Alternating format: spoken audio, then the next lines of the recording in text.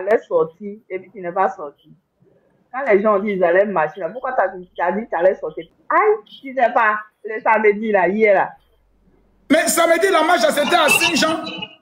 Tu as vu quelqu'un à Saint-Jean marcher? Mais à pourquoi dit les gens ont marché? Montre-moi les images à Saint-Jean où les gens ont marché en dehors du village hébreu de Blocos là. Faut me montrer. En tout cas, il y a les gens qui ont marché. Montre-moi l'image des gens qui ont marché à Saint-Jean. Quand les gens ont fait des images, tu es sur TikTok, non? Aïe, tu es sur TikTok, tu vois. Dis-moi s'il te plaît, excuse-moi, tu es de quelle ethnie? J'ai compris, tu es de quelle ethnie? Yacouba. Tu es quand? Et puis Yacouba, c'est... Ça ne m'étonne pas, j'ai tout compris.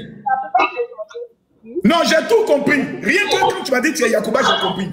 C'est pas de ta faute, j'ai compris. Ma soeur Yacouba, avant quand quelqu'un fréquente à Amman, et quand à l'école il se comporte mal, on dit mais pourquoi tu te comportes comme un Yacouba? Tu es bête. Tu es né bête, tu vas mourir bête. Oh pardon, des gars, il là-bas maudit là. Tu es vraiment bête. Que les gens ont marché hier. Amman là-bas, quelqu'un a marché. Toi-même dans ton Yacouba consensuel là, ils ont compris qu'on ne marche plus. On vit le développement. Tu es vraiment bête. Tu n'as pas vu les gens qui ont marché à Cocody là-bas? C'est sur les Hébrieux, vous comptez venir faire votre libération. Donc vous les Yacouba, vous ne marchez pas. C'est sur les Hébrieux, vous comptez. N'importe quoi. Je dis, je veux quelqu'un qui a des couilles. Je vous mets en garde. Hein. Ici, là, c'est un panel face à face. C'est la guerre. Celui qui monte ici, qui dit, général, je suis avec toi, là, je te jette ton corps. Moi, général, bonsoir. Bonsoir. Vous allez bien? Ça va toujours. Ah, Dieu merci. Moi, je ne suis pas montée pour, comment on appelle ça? Pour te poser les questions. Dégage, dégage, dégage, dégage, dégage, dégage. Ici, celui qui monte, c'est pour m'affronter. Je n'ai pas besoin de quelqu'un qui a monté, c'est venu me parler de non, ma cosso, c'est mamie, c'est l'auto. Je veux un affrontement. Je veux que les gens viennent me déconstruire. Venez me battre, venez me vaincre, venez me gagner. Je suis là. Il y a qui?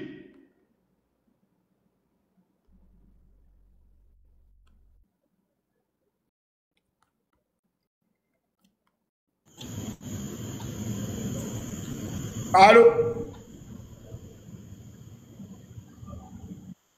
Si un ne suffit pas, on va aller prendre trois.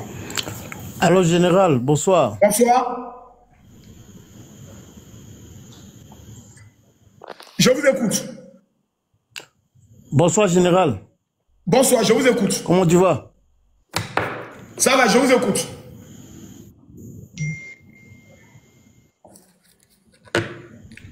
Considérez que vous êtes un lâche, que vous ne voulez pas parler, au revoir. Au suivant, Dagaga, vous êtes chaud en bas, on vous fait monter, vous fuyez.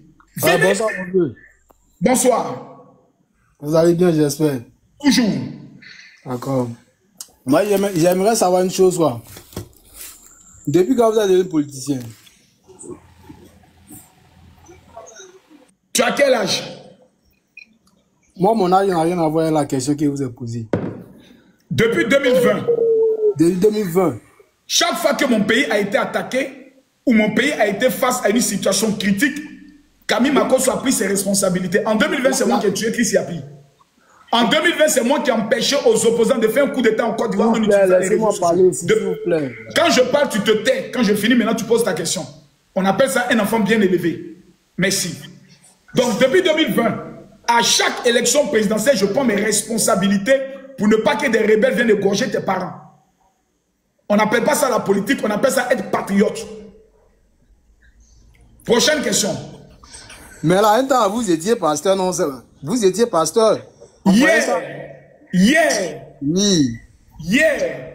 5000 personnes étaient rassemblées au stade Tchin-Tchin, le centre ivoiro-coréen, en tant que pasteur pour prier pour mon pays. Hier, j'ai rassemblé 5000 personnes au centre ivoiro-coréen et je leur ai offert tous des dons. Un pasteur reste d'abord un patriote. Car la Bible dit, priez pour les autorités établies, respectez les autorités. Comme vous êtes des enfants maudits et mal élevés, je dois venir en tant que pasteur vous amener à respecter Alassane Ouattara. Mais vous ne priez pas pour nous. Calmez-vous, monsieur Djibril, sinon je jette votre corps. Vous fermez votre gueule, vous attendez votre tour. Chacun a son tour. Tout à l'heure, monsieur Djibril, tu seras baisé à 2 pines de canard. Vous ne priez pas pour nous. Je ne prie pas pour toi. Non, vous n'avez jamais prié pour la Côte d'Ivoire. Ah bon? Oui. Tu es sûr? Oui, bien sûr. Sûr? Je suis sûr de ce que je suis en train de vous dire. Et si tu apportes la preuve, on fait comment? Je vais voir la preuve. Ok.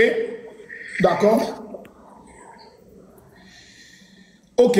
On va recevoir le seul général de Dieu, celui que Dieu a établi, à l'effet de faire entendre la foi de... C'était hier. Calme-toi, petit. Je t'ai dit c'était hier, non? Faut te calmer. Donc, depuis que vous avez... Ah, petit, calme-toi. Tu as dit de t'amener la peur que je prie pour la Côte d'Ivoire, non? Faut te calmer. Bon, voici la preuve maintenant. Je suis calme. Tu veux la preuve, non? On va aller. Tout esprit de guerre, tout esprit de coup d'État, je les détruis, je les brise, au nom de... Élevez le drapeau, priez,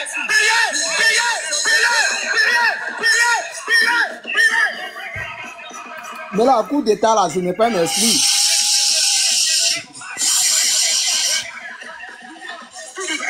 Ribasantolo Kindebra, Roma Mayandele Kindebra. Maintenant, attends, il y a une partie que j'ai beaucoup aimée. D'accord. Calme-toi. Tous ceux qui sont ici, vous allez prier pour le président dans votre cœur, comme ceux qui dirigent notre pays. Non, que Dieu le protège. Non de Jésus. Waouh! Jean-Luc Bion, vous allez dire. Est-ce que Koumassi est là? On a prié pour Gbagbo. On a prié pour Jean-Luc Bion. On a prié pour le président Assemblée. Donc, comme tu es KO, va te reposer puis tu reviens.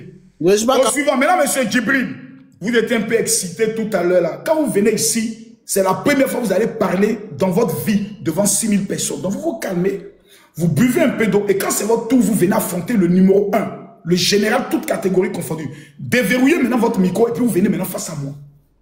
Voilà. Ouvrez votre micro. Djibril, tu ne sais pas comment on ouvre le micro.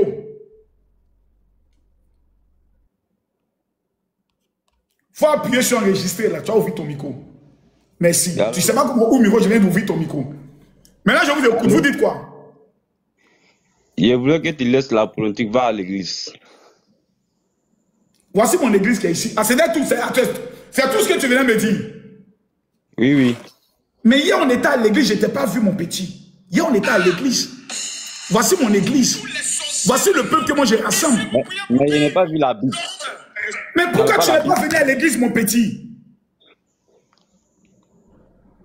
KO. Il est KO. Il est KO, il est KO. Dégage, il est KO. Il est KO. Il est KO. Il est KO. Suivant. Venez. Non, les gars. Vous savez, moi je vous respecte. J'estime que vous êtes trop fort. J'estime, quand vous m'amenez une invitation, vous dites, Macron, je veux monter, moi j'estime que vous êtes vraiment, vous avez du répondant. Ne venez pas faire ce que vous faites là. Ça, je vous donne à mes élèves, comment on appelle ça, au Sénikamba, à Choupapi, ça, eux, je vous confie, mais ne venez pas faire ça avec moi. Allez me chercher vos leaders, les Johnny Patoko, les Balais là, allez les chercher, qu'ils viennent. Mais vous n'avez pas le poids. Maintenant, on va essayer de tester avec celui-là pour voir s'il peut, un peu quand même. Au suivant, monsieur, vous avez la parole. Bonsoir, monsieur Makosso. Bonsoir. Ok. Moi, je voulais vous demander, c'est quoi Ouattara t'a donné, puis Gbagbo t'a pas donné, et puis tu supportes Ouattara? On a qu'à aller dans un débat intellectuel. Hein? Merci. Oui, on va aller dans un débat intellectuel. Alassane Ouattara m'a donné 5 universités. Ça fait 1. Alassane Ouattara m'a donné 5 nouveaux stades. Ça fait 2. Alassane Ouattara m'a donné l'autoroute de Yamoussoukro à Bouaké. Alassane Ouattara m'a donné la côtière, nouvelle route, Abidjan, San Pedro en 4 heures. Alassane Ouattara a pris le soin de me donner aujourd'hui l'augmentation des salaires de tous les fonctionnaires de la Côte d'Ivoire. Alassane Ouattara m'a donné aujourd'hui la liberté audiovisuelle en Côte d'Ivoire. On avait 2 télévisions. Aujourd'hui, nous avons près de 6 à 7 chaînes de télé. Sans payer 1 franc, je peux zapper. Alassane Ouattara m'a donné ce qu'on appelle la sécurité. Je dors et quand je me réveille, je n'entends plus beau, beau, beau. Voici ce que Alassane Ouattara m'a donné, que Gbagbo n'a pas pu me donner. Ok, merci général. Maintenant, deuxième question. De toute façon, tu supportes Ouattara dans 15 ans. Est-ce que tu es sûr que si Ouattara n'est pas là, c'est qui va prendre le relais? Soyons clairs. Quand le président Alassane Ouattara ne sera plus là, écoute-moi, je n'ai pas encore fini. Prendre le relais. Non, je n'ai pas encore fini parce que de toute façon, tu es en train, oui, de toute façon, tu es en train de supporter Ouattara. Je sais que dans 5 ans encore, Ouattara ne serait plus là. Mais le vrai problème, c'est quoi? C'est en 2030, 2035 là. C'est là-bas, on va voir maintenant qui est fort, qui n'est pas fort. Actuellement, tout ce que tu as dit là, effectivement, j'ai vu. Moi, je suis un opposant. J'ai vu, effectivement, c'est vrai. Ouattara a fait développer le pays. Maintenant, le jour que Ouattara n'est pas là, c'est quoi toi tu vois? Parce que tout le monde dit Ouattara, Ouattara. Mais il y a des gens même qui disent non, Ouattara veut mourir dans le pouvoir là. Eux, ça leur plaît. C'est vrai. Mais le problème, le vrai problème, moi je vais te dire la vérité, c'est entre 2030 et 2035. C'est là-bas, on va voir qui est fort, qui n'est pas fort. Donc moi, je veux que tu n'aies qu'à donner ton opinion. Non, en fait, on ne verra pas qui est fort ou qui ne sera pas fort.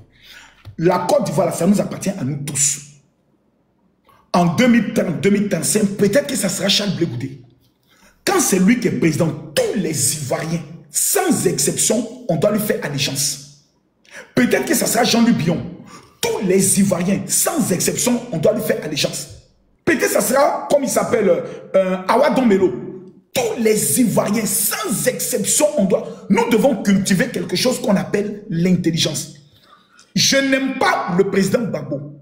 Mais une fois qu'il est président, quand il s'assoit sur le trône, qu'on lui met les attributs de président, Dieu l'a validé. Tout le monde fait ça. C'est ça que nous enseigne le Coran et la Bible. Maintenant, un président peut être établi. Même si je ne l'aime pas, je ne comprends pas, je n'accepte pas son projet de développement, j'ai le droit de le critiquer, mais sans l'insulter ou appeler à ce que les gens se lèvent pour aller le tuer. Ça là, c'est ça. En France, Emmanuel Macron est aujourd'hui minoritaire. Mais est-ce que les Français ont décidé de brûler leur pays? Ont décidé d'appeler les Allemands pour les aider à renverser leur pays? Non, ils ne le font pas. Pourquoi chez nous en Côte d'Ivoire, nous, pendant que le président Ouattara a travaillé comme toi tu le dis, on demande aux gens de paralyser le pays, de ne plus aller travailler, de ne plus aller à l'école. Est-ce que toi, quand tu t'assois, tu réfléchis? C'est normal? Non. Donc en 2030, celui qui sera président, gloire à Dieu. Mais si vous pensez que parce que le président Alassane Ouattara ne sera plus président, celui qui va venir, nous on doit avoir peur et fuir, non. C'est qu'il appelle encore une guerre civile. Et on va s'affronter. Et ils vont perdre. Parce que dans ce pays-là, quand on enlève l'armée, on sait qu'ils sont courageux et on sait qu'ils sont lâches. On sait ceux qui parlent au contact et on sait ceux qui comptent sur Dieu. On se connaît en nom et en détail. Alassane Ouattara là, il est en train de construire pour nous tomber. Et puis nous, notre génération, c'est nous maintenant qui devons prendre le soin de monter encore plus haut. Mais si le président Alassane Ouattara finit et que lui part, et que nous on prend ce pays qu'il a construit, et puis on commence à Mougou les filles, à danser à Zalaka Pérou, on s'en fout, on est dans les buzz. Mais c'est qu'on a eu un président qui a travaillé pour rien. Parce que Oufoué, quand il est parti, le reste, qu'est-ce qu'ils ont fait? Ils ont détruit ce pays. Qui a reconstruit ce pays? C'est Alassane Ouattara. La Côte d'Ivoire n'avait que 2 ponts à Abidjan. Alassane Ouattara, il a construit 3 ponts en moins de 15 ans. Le pont de Yopougon, le pont de Cocody Plateau et le pont de Cocody, comme on appelle ça, Makori. Le pont Henri Konan Bédier. Quand Alassane Ouattara est venu au pouvoir, tu quittes de l'aéroport jusqu'au plateau, tu trouves combien d'échangeurs? Près de 3 échangeurs. Sans compter les échangeurs que tu trouves de Bégerville jusqu'au plateau. C'est pas camarade de quartier de quelqu'un. C'est même pas notre ami. Alassane Ouattara, c'est le messie que Dieu a donné pour la Côte d'Ivoire. L'Ivoirien qui ne le reconnaît pas, c'est qu'il a un problème spirituel. 3e question. Maintenant, 3e question. Tout ce que tu as dit là, vraiment, tu es en train de me convaincre un peu. Mais maintenant, tous les opposants, moi je suis opposant, mais il y a des paroles, les opposants parlent là. Moi je vais te dire, il faut bien m'écouter.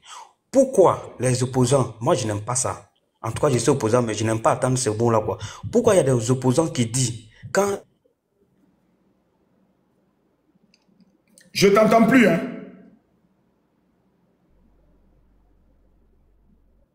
Allô? Daniel, toi, tu m'entends? Le général, il t'entend. Ok, l'autre, je l'entends plus, il le répond après. Vas-y, c'est à toi maintenant. Question. Ouais, le général, bonsoir. Bonsoir. Il a compris tout ce que tu as dit par rapport à l'école, Goudron, tout ça que le président Draman a fait, et Ouattara au moins a fait. Mais, Et on est à qui? mais, s'il vous plaît, limitez-vous, s'il vous plaît, pardonnez.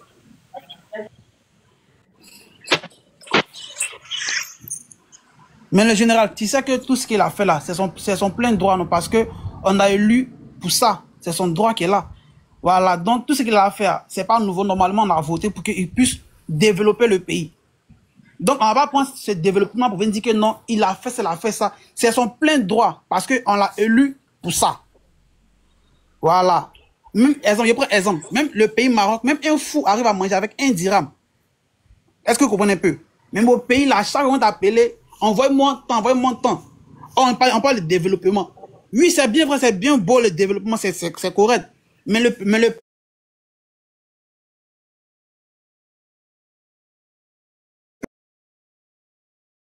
il vit comment? Non, ça c'est mon mes parents. Dis-moi le nom d'un seul parent, ami que tu connais, qui est mort de faim en Côte d'Ivoire. Il y a plusieurs, le général, il y a plusieurs. Faut me citer un seul ami que tu connais en Côte d'Ivoire qui est mort de faim. Je ne vais pas dire son nom parce que c'est en plein live, le général, tu comprends un peu? Non, tu peux dire son nom. Non, mais savoir. Le général, écoute-moi. Oui, écoute-moi, le général, tu m'entends? Écoute-moi, je parle. Général, je peux parler? Vas-y. Ok. Je n'ai pas dénigré le gouvernement du président. Voilà, il a dénigré. J'ai passé le concours de gendarmerie avec un collègue. Voilà, avec un collègue.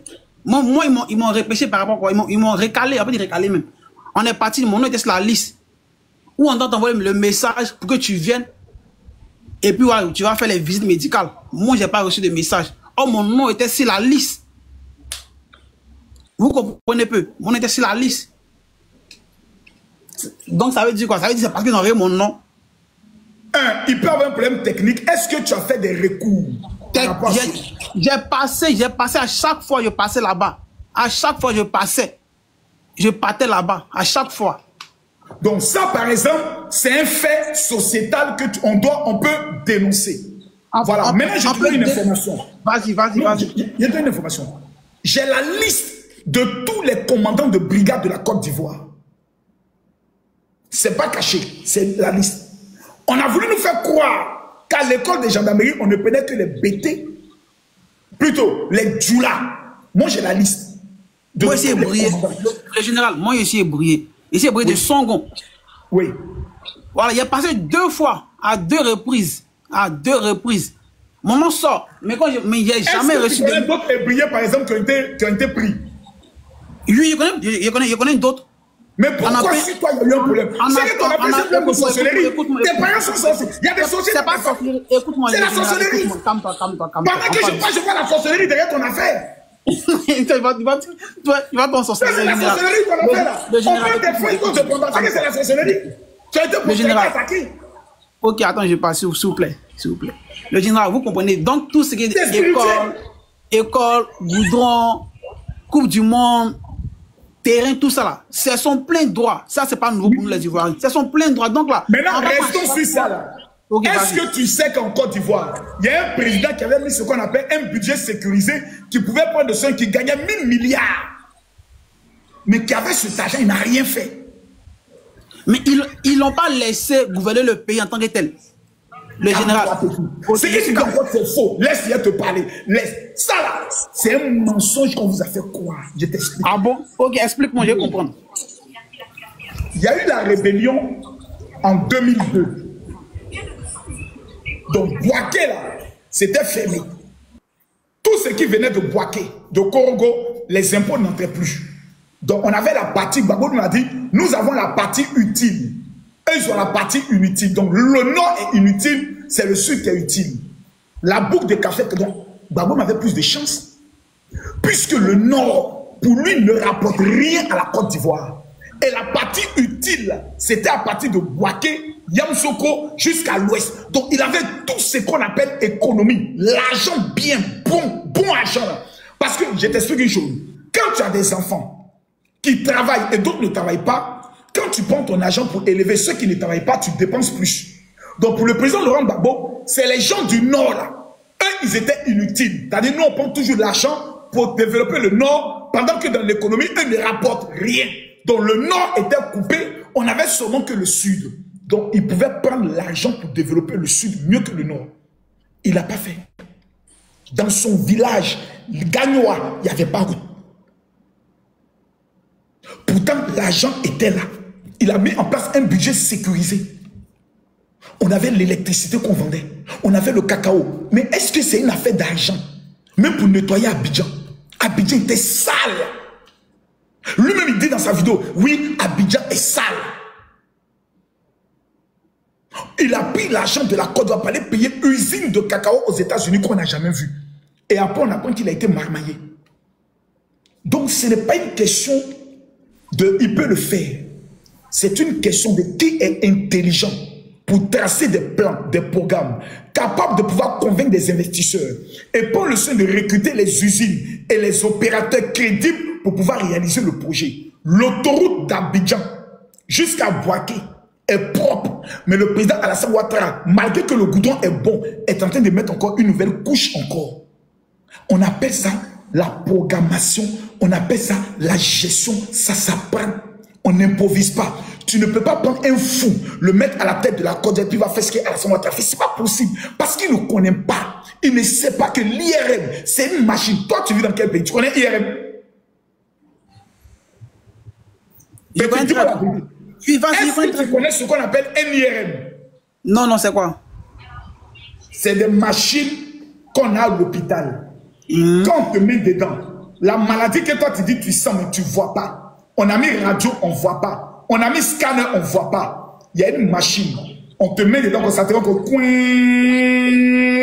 Ça te détecte toute petite maladie. Tout ce qui est dans ton corps qui est caché, ça révèle ça. Ça permet à nos papas qui sont vieux là, de pouvoir avoir un bilan pour être traité. On n'avait même pas une seule machine en Côte d'Ivoire sous Gbagbo. Donc actuellement, on a combien actuellement? 12.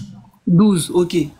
Maintenant, le prix de l'EVA à combien? 1 kilo de l'EVA à combien actuellement? Non, pour le prix de l'EVA, je ne connais pas. Je sais seulement qu'au temps de Gbagbo... Ok. Non, laisse-moi finir. Laisse-moi finir. Je sais qu'au temps du président Laurent Gbagbo, le café et le cacao là, c'était tombé jusqu'à 400 francs et les plantons ont brûlé les cafés. Le cacao, ils ont brûlé les cafés. Tellement qu'ils étaient fâchés. Alassane Ouattara a mis ça à 2 800 000. Le général, je peux parler? 2800, pardon. Oui, tu peux parler. Je peux parler? Oui. Actuellement, tu vas d'un village ébrié. Ils ont coupé tous les EVA, toutes les plantations d'EVA. Oui. Aujourd'hui, moi, je te dis ça. Non, attends. Le général, attends. Ébrié fait plantation d'EVA. Ébrié fait terrain. Depuis qu'on fait plantation d'EVA. Non, attends, je parle, s'il vous plaît, le général. Attends, mon petit. C'est ébrié. Depuis quand ébrié fait plantation d'EVA, ébrié c'est vendre terrain. Qui t'a menti, le général? Qui t'a menti? Ils ont vendu tous les EVA, maintenant c'est à cause ça, ils ont vendu les terrains. Sinon, EVA même c'est EVA lui fait. Aujourd'hui, moi, je t'informe. Le kilo de EVA à combien aujourd'hui? Autant de Gbagbo là, écoute-moi s'il te plaît. Autant de Gbagbo là, un hébreu pourrait taper sa poitrine parce que chaque quinzaine, il va aller vendre son EVA. Quelque chose, même si on dit que Gbagbo n'est pas bon, on va reconnaître ce qu'au moins il a fait pour le peuple. Le prix de l'EVA était à combien autant de Gbagbo et c'est passé à combien? Tu me laisses pas parler. Je veux savoir le prix était à combien autant de Gbagbo et maintenant c'est à combien? On fait la comparaison. Le prix était à 1000 francs. Le prix de l'EVA était à 1000 francs. Et maintenant? Tu es là-bas, moi je parle là-bas maintenant. Tu peux regarder. Hein. Je vais vérifier. Vérifie rapidement. Je suis là. Non, je demande, vas-y, finis. Non, vérifie. Actuellement, même un hébreu, il a au moins 10 000 états de VA. Mais ça vaut rien parce que... Donc ce que tu es en train de dire, c'est un combat. Si, monsieur le président, vous avez augmenté le prix du cacao, nous souhaitons que vous augmentez le prix de l'EVA. Monsieur le président, le prix de la macade. Ce sont les choses que nous voulons que cela soit augmenté. Le général, de la même sa propre volonté, il a augmenté le prix de l'EVA. Ils peuvent aussi réfléchir pour lui dire, on va augmenter aussi le prix, et le prix des cacao là. On peut réfléchir pour dire, il a augmenté le prix de l'EVA parce que... Mais ça, là, on peut le lui dire. On peut dire son président. Tu me dis, il fait une vidéo de Papado. Non, mais ça fait des citoyens se plaignent parce qu'ils veulent que le prix de l'EVA soit augmenté. Ça, c'est un combat qu'on peut mener. Le général, on ne peut pas lui dire. C'est son plus même, il voit son peuple. Il voit son peuple. Il ne peut pas dire qu'il voit pas son peuple. Attends. Vas-y. Oui, il voit son peuple. Oui. Mais tout son peuple, là, n'est pas résumé à l'EVA. La première richesse de la Côte d'Ivoire, là, c'est le cacao.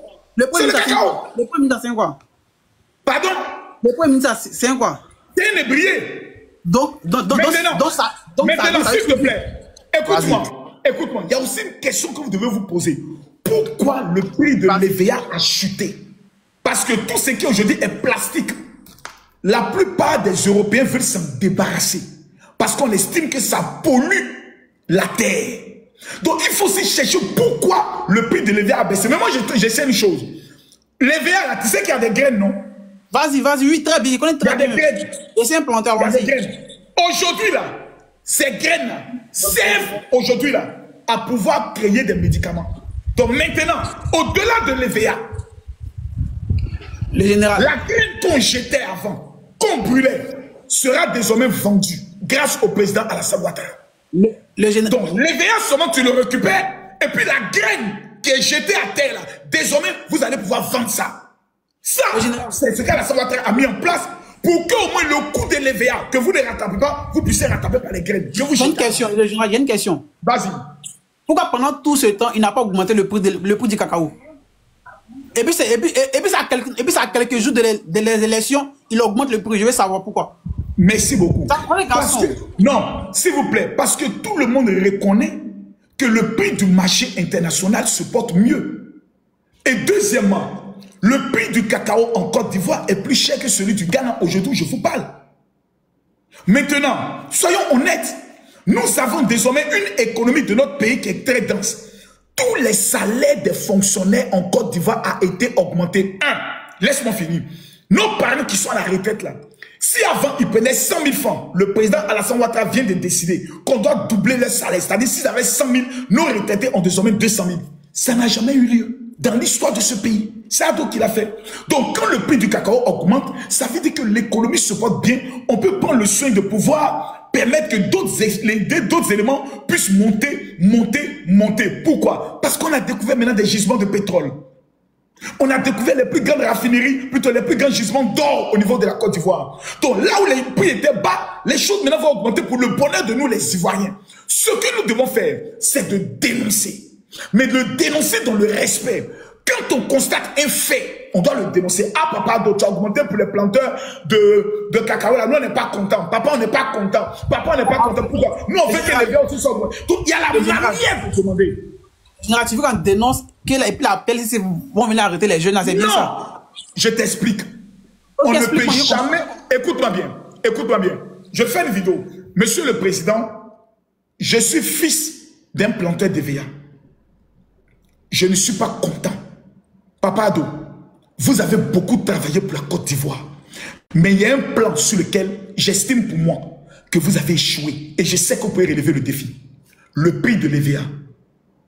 C'est différent de... Papa Ado, tu vois le prix d'EVA, regarde, ça c'est EVA.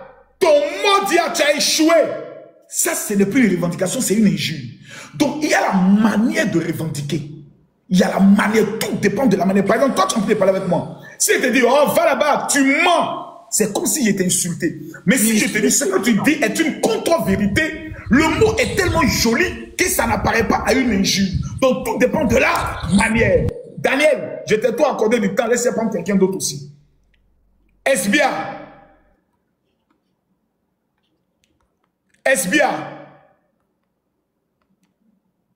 Il y a plein de personnes qui veulent m'affronter. Kim. Général. Oui. Général. Oui. Déjà, bonsoir, tu as tout mon respect. déjà, pour faire un débat, moi j'ai plein de questions à te poser. Voilà, je pense que c'est la première fois que je me demande sur ton panel ici. Pose Voilà. les conditions du débat, je vais les respecter. Ok, moi, franchement, j'aimerais faire un face-à-face avec toi. Question-réponse. Je suis un jeune Ivoirien qui a grandi en Côte d'Ivoire. Aujourd'hui, je suis à l'étranger.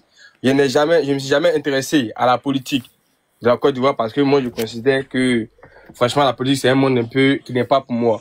Aujourd'hui, nous sommes à l'approche des élections en Côte d'Ivoire. Et on attend plein de choses, nous qui sommes à l'étranger, mais qui avons notre pays. Voilà. Étant ceci, ça me mène à m'intéresser à la politique de mon pays. Donc, je viens... Tapoter, s'il vous plaît, on monte à 2 millions. Je viens te poser des questions parce que je t'ai beaucoup écouté. Mais quand je t'écoute, j'ai l'impression que tu as un seul camp et pour toi, ton camp, il est tellement parfait, alors que moi, je suis ici, je vois des inconvénients. Est-ce que je pourrais activer ma caméra pour essayer de parler de toi en face à face? Ça ne te dérange pas? Tu peux activer ta caméra, moi ça ne me dérange pas. Hein. Ok, tac. Mais alors pour la première question. Oui, j'ai une feuille ici, j'ai une liste de questions que j'ai fait pour toi. Merci. Allons-y. Voilà. Voilà, aujourd'hui, moi je reconnais que la Côte d'Ivoire, enfin, le président Ado a fait des travaux pour le pays. J'ai même fait une vidéo sur un ancien compte où je disais que certains Ivoiriens africains, ils pensent qu'à leur vente, mais ils n'aiment pas laisser des héritages pour leurs enfants. Mais pour en arriver à un point où, moi je pense que le pouvoir en place est en train de me décevoir par sa manière de faire à l'approche des élections. Alors, moi, je pense que déjà, il y a eu plein de trucs qui sont passés, où est passé Ziggy, et pourquoi l'État ne s'intéresse pas à Ziggy. Pourquoi l'État n'a pas fait des investigations pour savoir ce qui s'est passé avec Ziggy. Donc moi, déjà, c'est un premier point. Et je ne sais pas si tu peux répondre à cette question. Mais je vais te répondre. Ce que tu dis, Diamant, c'est grave. Ce que tu dis, Diamant, c'est trop grave. Tu dis que l'État n'a pas fait des investigations. Il fait quoi à la MAC alors? S'ils n'ont pas fait des investigations. Non, ok, voilà, justement. Il fait quoi à la MAC? Ça veut dire que Ziggy est dans la main de l'État. Est-ce que tu pourrais me dire concrètement ce que Ziggy a fait, ce qu'il a dit de mal? Parce que tu m'as dit, on peut critiquer un pouvoir, mais on ne peut pas insulter ce pouvoir-là. Est-ce que tu peux me dire que Ziggy, il a insulté le pouvoir en place? Dans la loi de la Côte d'Ivoire, oui, il est interdit de remettre en cause la crédibilité d'une institution judiciaire comme le Conseil constitutionnel. Ziggy a dit, le jour du résultat du Conseil constitutionnel, je demande à tous les Ivoiriens de sortir. Quand eux-mêmes, le Conseil constitutionnel va voir le Djamanako, on va savoir si en Côte d'Ivoire, il y a le droit. On va savoir si en Côte d'Ivoire, là, il y a le droit ou bien c'est Kouman Chama. 1.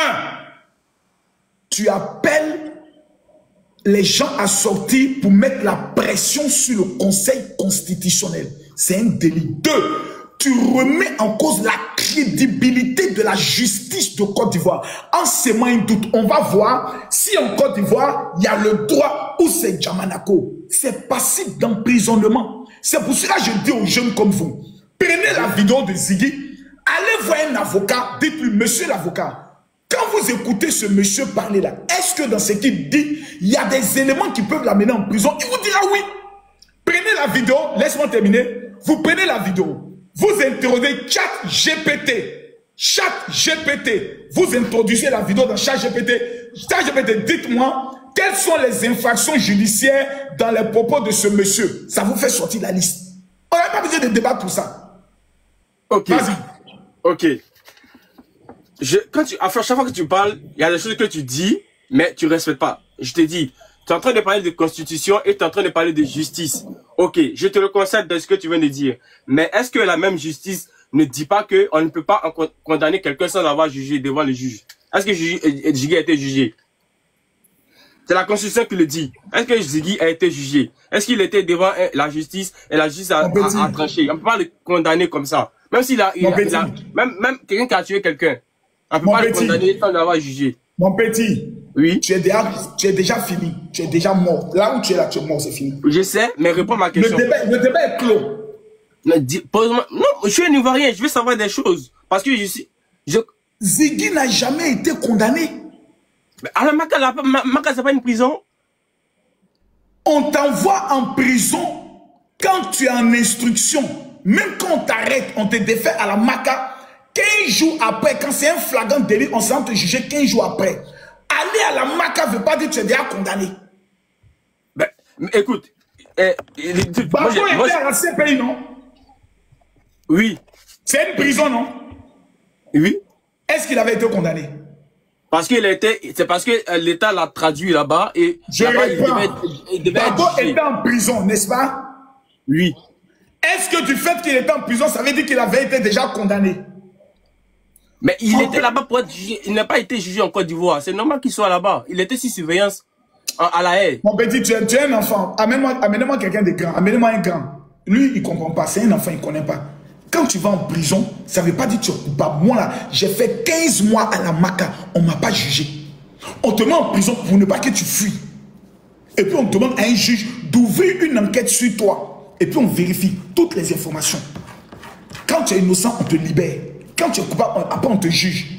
On t'amène maintenant devant la cour correctionnelle. Le tribunal correctionnel. C'est une procédure. Vous ne connaissez pas, ça va me fatiguer la tête.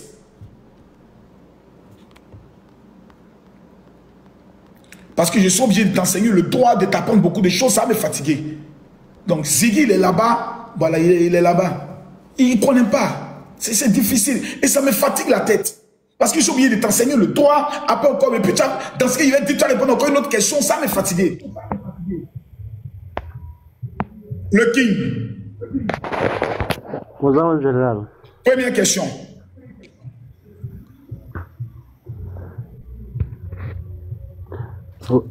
Première question. Tu as dit, tu as deux questions, je t'ai fait monter. Il faut avoir les couilles maintenant pour parler. Vous êtes dans les commentaires, vous êtes chaud, on vous fait monter, vous avez peur. Parle maintenant. Bonsoir, le père Magozo. Bonsoir. Bonsoir, le père Magozo. Je t'écoute. Question. Moi, je n'ai pas beaucoup à dire. Voilà, question. Moi, ma question, c'est pas sur la politique. Moi, ma question, c'est sur le prix des VA.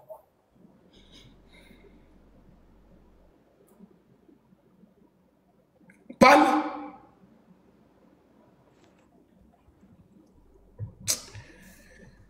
MB56. Bonsoir le père. Bonsoir. Je vais bien chez moi et pense que ça va chez vous aussi. Tranquille. Voilà. Moi, ce que j'aimerais savoir, c'est que on est un pays de droit. Je sais que tout se passe en merveille et tout va bien se passer tranquillement. Personne ne va déranger son ami. Mais moi, j'ai l'impression que souvent, vos propos sur les réseaux, il y a l'impression que j'ai peur pour nous tous, quoi. Nous qui vous suivons là. Nous, il y a peur pour nous, quoi. Parce que souvent, c'est nous, on vient d'avoir live, c'est nous, on like vos vidéos. Actuellement, le procureur a dit que non, il ne faut plus on liker vidéo, il ne faut plus on commenter dans les trucs. Moi, j'aimerais savoir si toi... C'est faux. Ce que tu dis, c'est faux. Le procureur n'a jamais dit ne likez plus, ne commentez plus. Il n'a jamais dit ça. Donc, reconnais que tu mens. Non, non, mais tes propos... Il n'a jamais dit de ne pas commenter, de ne pas liker. Donc, ce que tu dis est faux. Reconnais que tu mens. Mais quand tu dis non, je reconnais que je mens, il dit tes propos, ça faudrait de ce que tu partages, ça faudrait ce que le message que tu nous donnes. Si le message est mal passé, que nous on commente, et puis nous on accepte de commenter, c'est que nous on est complices. C'est ce que le procureur a dit. Le procureur dit, si dans vos commentaires vous insultez, oui, c'est une infraction parce que dans la vraie vie, tu ne peux pas insulter quelqu'un. Oui, mais ça y est dit. Donc il ne faut pas insulter. Amenez-moi, s'il vous plaît, amenez-moi des gens assis. Oh non, ne faites pas ça, vous allez me rabaisser, ne faites pas ça, ne me faites pas chier. Putain de bordel de merde, je suis là. Tout le monde dit Makosso, tu es un faux pasteur. Makosso, tu mens. Je suis là, venez m'affronter. 8000 personnes sont connectées, mais vous êtes où? Les gars, mettez-moi le café, Fernando. Tapotez, s'il vous plaît. Bonsoir, général. Bonsoir. Voilà, moi, je suis là pour comprendre un peu certaines choses, en fait. Vas-y.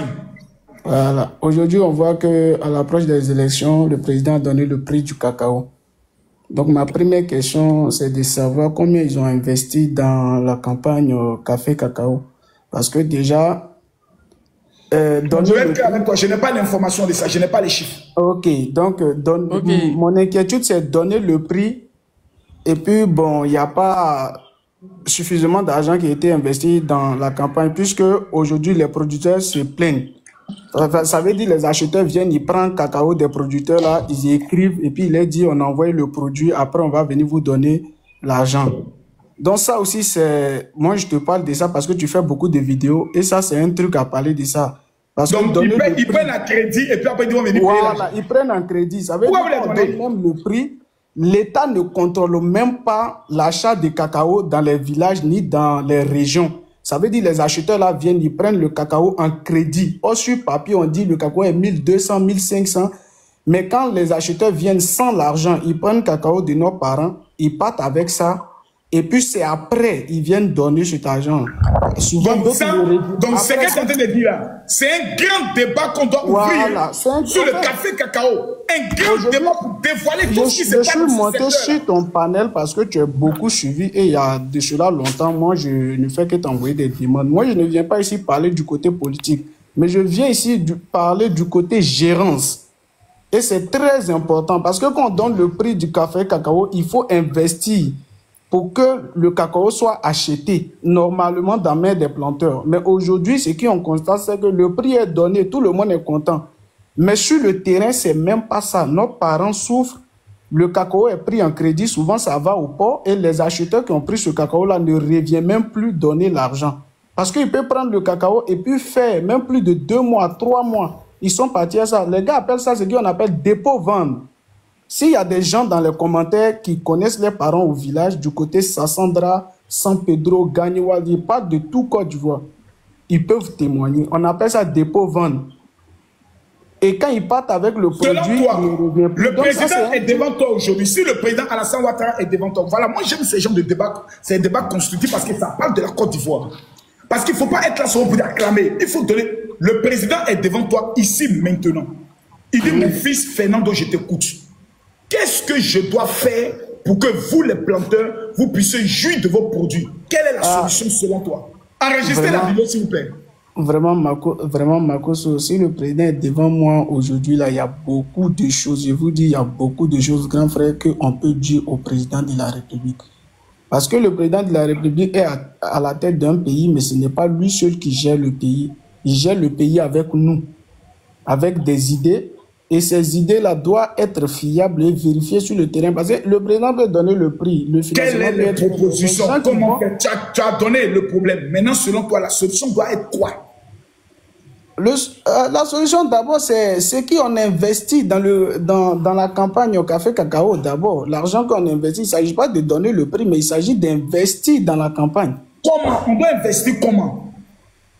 Bon, quand on donne le prix déjà du produit, le ministère, je peux dire, du commerce, avec ceux qui gèrent, comment, il y a une chambre qui gère le café cacao. Les acheteurs et financer la campagne. Voilà, et financer la campagne. Et puis maintenant, la police même qui est postée dans chaque canton, chaque région, doit vérifier même au niveau des planteurs et puis des acheteurs les actions qui se passent. Parce que c'est vraiment c'est désagréable. Hein. Même les sous-préfets même doivent faire partie de cette campagne. Hein. Parce que vraiment, le produit part, mais nos parents même souvent, d'autres n'arrivent même pas à avoir leur argent. 6 mois, 7 mois, souvent même le gars même qui est parti avec le produit ne revient plus. Le gars même qui part avec le produit ne revient plus. Je vous dis, vous êtes à Abidjan, vous êtes à Abidjan, vous côtoyez des ministres, vous côtoyez des présidents, mais ce que les parents vivent sur le terrain là, c'est quelque chose de très grave. C'est pour cela qu'on dit vraiment... Dis-moi, toi, tu es où exactement? Moi, là où je suis, ma cause, c'est pas ça d'abord, mais il y a beaucoup de choses, je vais te dire. Et prochainement, écoute-moi bien. Un débat. Il y a une erreur que vous commettez. Non, c'est que je vais te dire. Je vais t'expliquer. Mais non, je vais t'expliquer. Non, écoute-moi. Oui, vous avez l'impression que si on dénonce toutes les activités mafieuses qui se font dans le café et le cacao, l'État va vous arrêter. C'est faux. L'État, c'est toi. L'État, Moi, c'est je ne te dis pas que l'État va m'arrêter. Je veux aller rencontrer les planteurs. Écoute bien ce qu'il a te dit. Après cette campagne électorale, je vais aller rencontrer les planteurs, m'asseoir, faire un reportage sur toutes les difficultés rencontrées par les planteurs qu'on cache au président. En fait, après cette campagne-là, moi, je deviens lanceur d'alerte. Tout ce qui ne va pas dans le pays, je reçois, je dénonce. Je veux le faire. Le général, reste tranquille. Moi, tu m'as fait déjà l'honneur de monter sur ton panel. Je m'abonne à toi. Je veux vraiment parler avec toi. C'est pour cela que je te dis, aujourd'hui, là où je suis couché, là, j'ai beaucoup de programmes t'aimer. Je ne vais pas durer sur ton panel ici. Mais je veux vraiment que peut-être tu t'abonnes à moi et puis demain, ou même après-demain, le jour où tu lances ton live, là, moi, je viens. Je vais te détailler des trucs qui ne vont pas dans ce pays-là. Ce n'est pas un amusement. Faut bien te structurer. Regarde, il faut bien te structurer, point par point. Il faut faire comme un récit bien.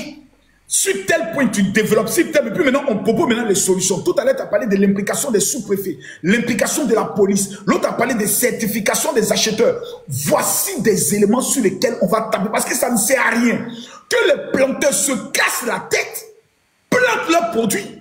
Et puis, on a des bâtards qui s'élèvent depuis des années, qui sont multimilliardaires, tandis qu'ils n'ont jamais de café, n'ont jamais un pied de cacao. Et c'est eux qui disent que nous sommes, je pourrais le dire, exportateurs de cacao. Non, c'est les planteurs qui doivent être les bénéficiaires. Maintenant, comment nous on va faire cette proposition concrète? Et si ça doit amener des têtes à tomber, que les têtes tombent. Parce que Oufé Boigny a dit, la richesse de ce pays repose sur l'agriculture. Il faut que le planteur soit le plus heureux dans ce pays. Un président, il a la tête du pays, il ne peut pas tout voir. Nous, on va lui faire voir ça. Voilà. Il y a beaucoup de choses générales parce que moi, je ne monte pas si live pour faire les débats inutiles, c'est rentrer ici, c'est sortir ici, voilà. Si moi, je m'assois avec toi pour faire des débats là, c'est pas, tu vois, non. Ça veut dire. Non, là, ce n'est pas un débat, c'est pour dévoiler les choses. Voilà. Donc, je me suis abonné à toi. Qu'est-ce que tu sais maintenant nous dire? Vas-y. Faut nous dire maintenant tes derniers mots. Ce que tu proposes. Mes derniers mots, ce que je propose, bon, faut bien me structurer. Bon, comme quoi, comme ça, côté, ce que je suis venu dénoncer ou bien ce qui, bon. Non, côté proposition là. Tu as parlé tout à l'heure des sous-préfets, des trucs, j'étais coupé vers la fin, c'est des thèmes. Voilà. Donc, normalement, dans chaque région, les acheteurs là, les parents d'abord doivent se constituer en coopérative. Voilà, le cacao ne doit plus être vendu comme ça, n'importe comment. Et les acheteurs là doivent être vraiment enregistrés. On sait que lui là, c'est un acheteur, il est dans telle région, telle région. S'il y a quelque chose qui se passe demain, comment on peut l'identifier, où on peut le trouver? Voilà. Parce que les acheteurs, les grands acheteurs sont là, mais ils envoient des petits qu'on appelle les pisteurs.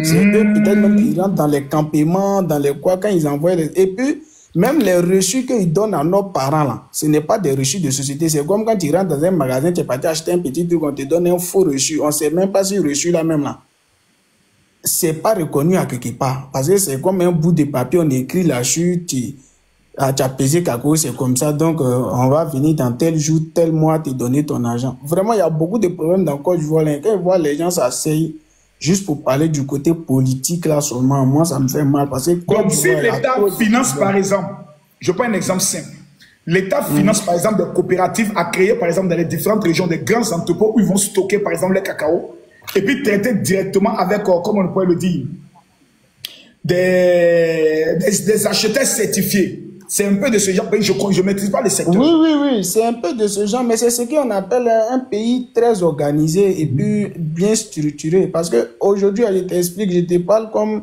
ce qu'on appelle les vignes, que ce soit en Italie ou même tu ne vas jamais voir un planteur prendre son truc et puis vendre ça à n'importe qui. C'est des petites sociétés qui ont été créées en coopérative et l'État finance la campagne et c'est eux qui partent prendre l'argent de la campagne là. Et qui viennent acheter les produits des paysans. Comme ça, le paysan, là, il gagne encore plus. Et puis, au moins demain, même s'ils n'ont pas donné sa cash, mais il sait que c'est telle société qui a acheté mon produit. Si demain, il peut... Donc, c'est les coopératives qui doivent traiter avec les sociétés ou bien c'est les coopératives qui doivent acheter directement les cacao? C'est les gens... Quand les coopératives sont créées, là, c'est eux qui doivent directement traiter avec les grands acheteurs. Les grands acheteurs traitent maintenant... Bon, on peut dire avec les grandes sociétés et directement avec le gouvernement. C'est comme ça. Voilà. Merci beaucoup. Ça, Parce c'est que très nous sommes important. premiers producteurs de cacao. Donc ce côté-là, on ne doit pas le négliger. C'est vrai que le président a fait construire la nouvelle usine de transformation de cacao, mais ça là, c'est quelque chose qui doit avoir lieu dans toutes les régions. C'est-à-dire qu'on parle de tous les bastions de cacao, Soubré, Sassandra, San Pedro, que ce soit partout où on sait que là-bas c'est la boucle du cacao, il faut qu'il y ait leur usine, gérée par les coopératives, et d'où maintenant les acheteurs là, quand ils viennent là, ils traitent directement avec les coopératives. Les histoires des pisteurs, c'est bouclé. Tout est entreposé au niveau des coopératives. Les coopératives sont financées pour aller rechercher les différents produits. Et là, on va prendre le soin d'y aller. Merci beaucoup, Fernando. Je me suis abonné à toi. Attends, est-ce que je me suis bien général. Je me suis abonné. En tout cas, on sait qu'il y a un inbox. Vous voyez, nous, la jeunesse, là, voici les débats sur lesquels on doit venir s'affronter. Et on fait des propositions. Et les gouvernants sont les yeux qui disent, ah, ça c'est une bonne idée, on prend ça. Ou on peut les faire, les inviter, mais viennent dire non, ce que vous avez dit c'est bon, mais voici la difficulté auquel nous sommes allés. Nous sommes par exemple arrivés. Ça là, c'est ça qu'on appelle, on veut faire avancer notre pays. Valdez. Bonsoir. Oui, bonsoir le général Makosso. Vous m'écoutez bien? Ok. Bon, moi je vais évoquer sur le volet de la jeunesse. Voilà. Particulièrement les étudiants. Étant donné que moi je suis un étudiant, voilà. À l'université Félix-Houphouët-Boigny, j'ai fini mon cursus de master, voilà. Voilà, donc j'ai fini, je suis à la quête d'un emploi. Parce que pour entamer, comme on appelle l'école doctorale, vraiment c'est un processus de sélection et c'est un peu compliqué. Voilà. Imaginons, pour chaque année, il y a plus de 200, 300 étudiants formés qui sont diplômés, qui sortent. Maintenant, s'il veut travailler, c'est-à-dire que dans le domaine de l'emploi, ça devient encore plus difficile. Comment ça devient plus difficile? Vous voulez travailler dans la fonction publique? Oui, au niveau des concours de la fonction publique, c'est difficile. Par exemple, moi, comme dans mon domaine, si je veux, par exemple, je veux... dans ton domaine, là, tu ne peux pas créer ta propre entreprise pour gérer ça? Ou dans ton domaine, là, tu vas travailler au privé, vous voulez tous rentrer dans la fonction publique, vous êtes sérieux, là? Non, pas forcément. Non, pas forcément. C'est pas forcément rentrer dans la fonction publique. Mais si tu veux que l'État mette en place une facilité pour l'obtention des emplois? Non, pas forcément une facilité. Pas forcément une histoire de facilité. Tu veux quoi? J'ai fini. Voilà, je veux que comment on appelle, bon, vous parlez par le biais, vous parlez au gouvernement qu'il vraiment crée au moins de l'emploi, il aide les jeunes à financer. Mais mon petit, tu as possédé, va sur le site du ministère de la Jeunesse. Il y a un site spécial où toutes les entreprises qui cherchent même un électricien font leur annonce. Vous n'êtes pas informés. Ah bon? Mais il s'est informé. Non, moi je suis informé. Mais tu ne sais même pas qu'il est sur le site du ministère de la Jeunesse où tous les offres d'emploi sont mentionnées là-bas. Oui, non. Ce que vous dites là, c'est la vérité. Je sais, moi je suis informé, tout le temps ils lancent des offres. Ce que vous dites là, c'est la vérité. Ils lancent le site du ministère de l'Emploi de la Jeunesse, lance toujours des offres. Donc, on postule souvent là. Souvent, quand tu postules, c'est pas à chaque mois. Souvent, on dit de patienter. Après, on va vous trouver... En tout cas, donc d'abord, tu es d'accord avec moi que l'État fait des efforts pour qu'il y ait les différents trucs. Maintenant, le ministère de la Jeunesse avait organisé au Palais de la Culture la rencontre de l'emploi. Est-ce que tu es allé? Je suis allé, j'ai postulé. Ça fait à 2 reprises. Il y a pour comment on appelle, au parc de Trèche, bon, il y a au parc d'exposition et puis il y a au niveau de Trècheville. Toi, ta spécialité voilà. Là, c'est quoi? Je suis allé. Moi, c'est hydrobiologie. Bon, c'est un peu compliqué, c'est un peu lourd. Non. Je ne sais pas si vous connaissez. C'est bien. Biologie. Biologique. D'accord. Oui. Tu veux travailler dans quelle société? Je veux travailler dans la société, dans le ministère halieutique. Voilà, au niveau du ministère halieutique. Tu veux travailler au niveau du ministère halieutique? Il n'y a pas de société privée en Côte d'Ivoire où toi tu vas aller travailler là-bas, tu vas gagner bon jeton. Privé. Bon, société privée, c'est que moi, c'est à SODECI. Je peux intervenir au la SODECI, mais aussi. Ah, tu peux intervenir au niveau de la SODECI. On postule. Oui, on postule. Calme-toi, mon petit. On poste. Il y a 5000 personnes qui sont là. Peut-être ton emploi va sortir d'ici. Il y a peut-être ton emploi va sortir ici. On est là, ton emploi va sortir ici. Donc, imaginons, moi, je suis...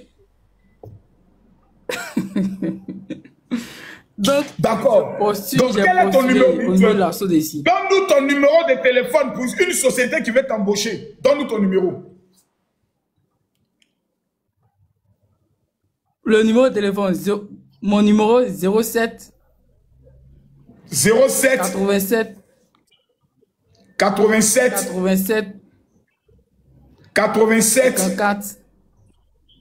54 91 54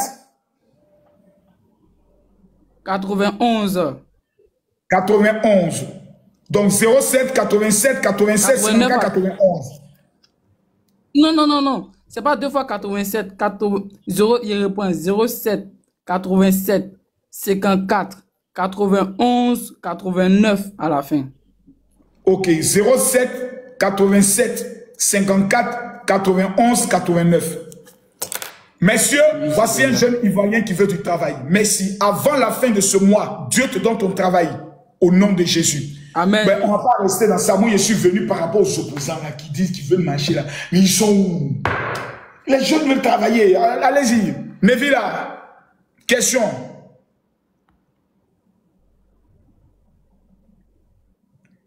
Bon, Nevila ne parlant pas. Ignako.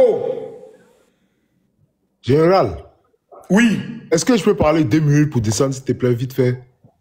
Non. Gêné, pardon, gêné. Non, bon, parle. Ok, merci beaucoup. En tout cas, moi, c'était par rapport à l'histoire des cafés de cacao, là. Parce que moi, je connais une entreprise française qui est basée dans ma ville ici. Eux, en Côte d'Ivoire, eux, ils ont des hectares de cacao là-bas. En France, un Ivoirien n'a pas qu'à de planter même bananier. Donc moi, je trouve que sur ce sujet-là, on peut parler de ça aussi. L'entreprise s'appelle Valrhona. Mon ami, il y a quelle loi qui interdit à un étranger de créer une entreprise ou une plantation en Côte d'Ivoire? Non, mais général, c'est qu'ils font rien pour les Ivoiriens. Ils font rien comment? Le cacao là, ça sort de la terre ou bien ça sort quoi? Non, mais général, eux ils vont planter là-bas, ils exportent tout pour venir ici, pour venir fabriquer ça ici. Qu'est-ce qu'ils ont apporté à la jeunesse? Ils plantent où pour venir fabriquer ici? Je ne comprends pas. Ils plantent en Côte d'Ivoire, eux ils ont leurs propres hectares. Oui, et ceux qui travaillent dans les champs là, ce n'est pas des Ivoiriens. C'est des Ivoiriens, mais depuis des décennies, qu'est-ce qu'ils ont fait pour... Descends. Tu veux dire qu'on n'a pas d'essence? Donc on a des entreprises qui sont... Donc ils n'ont qu'à fermer l'entreprise. Maintenant les Ivoiriens qui travaillent là-bas, là, qui va les embaucher? Ce n'est pas eux qui nous empêchent de travailler. Nous sommes souvent des paresseux. On ne peut même pas se mettre en collectif pour créer nos plantations. Eux, ils ont vu le business, l'opportunité, ils sont venus frapper. C'est pas nous, on prend le soin de venir se comporter comme des xénophobes. Maintenant, on va les demander, bon, laissez vos champs, partez. Et puis nous, on récupère, on fait quoi? On vend pour aller danser aux funérailles. Faisons attention. Ils sont les bienvenus ici. Suivant, Ignacio. Ignacio ne parlant pas, descend. Monsieur l'entrepreneur. Oui, bonsoir, monsieur Makosso. Bonsoir. Bonsoir à tous ceux qui sont connectés. Pour moi, il y a des questions pour vous, le général. Allez-y. Bon, moi, je suis un jeune. Bon, on a vécu, il y a eu la crise en 2010. En tout cas, ceux qui ont vécu la guerre ne veulent pas encore que la guerre là se reprenne encore. On ne veut pas ça. Parce qu'il y a eu des gens qui sont morts, on a perdu des parents, ça fait mal. Et puis, quelqu'un qui est conscient ne veut pas que la guerre encore reprenne. Et puis, si à la guerre, en tout cas, ce que le président a mis en place, tout va tomber à l'eau. Donc, on ne veut pas que la guerre reprenne. Mais moi, il y a une question pour vous, le général Makosso. Et vous suivez depuis longtemps. Hein, vous avez dit un jour dans votre live que vous ne suivez pas le président de la République, mais vous aimez sa politique. Donc, vous militez pour sa politique. Si je ne me trompe pas, je crois bien. Vous avez dit ça une fois dans votre direct. Mais depuis un moment, je constate que vous penchez plus du côté RH. C'est comme si vous êtes devenu maintenant un militant au RHDP. C'est ce que je constate. Maintenant, est-ce que le 4e mandat, Le problème, c'est quoi? C'est pas une personne, moi, on ne suit pas Gbagbo, on ne suit pas Diane Thiam, non. Le problème, là, c'est le 4e mandat qui gêne un peu. Moi, je ne comprends pas. Pourquoi le 3e mandat ne t'a pas gêné? Le 3e mandat gêné? Si ça gêné, moi, je viens. Le 4e mandat, je demande si c'est anticonstitutionnel ou bien c'est normal. Parce que je ne sais pas. Bon, on va le répéter encore. On va le répéter encore pour la 100e fois. Voici une constitution qui est là. Quand on la déchire,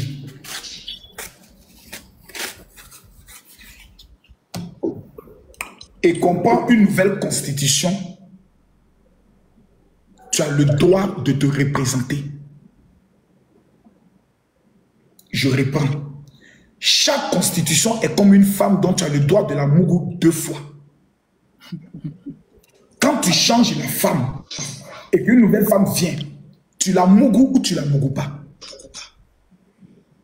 C'est une question. Il est en train de mougou la femme là pour les 2 coups encore. Maintenant, vous me montrez un seul pays qui ont changé la constitution dont le président était en actualité qui ne s'est pas représenté. Un seul, ça n'existe pas. Au Bénin, pour ne même pas que quelqu'un puisse se représenter, parce qu'ils savent que ça, quand tu ne précises pas, la personne peut se représenter. Ils ont mis tout être humain de toute sa vie sur terre n'a pas le droit de se présenter 2 fois à l'élection présidentielle. Il n'a pas le droit de faire 2 mandats. Ils ont noté noir sur blanc. Tout être humain de son existence sur terre n'a pas le droit de faire 2 mandats présidentiels, peu importe la constitution. Dans notre constitution, cela n'est pas mentionné. C'est pour cela, Afi Nguessan.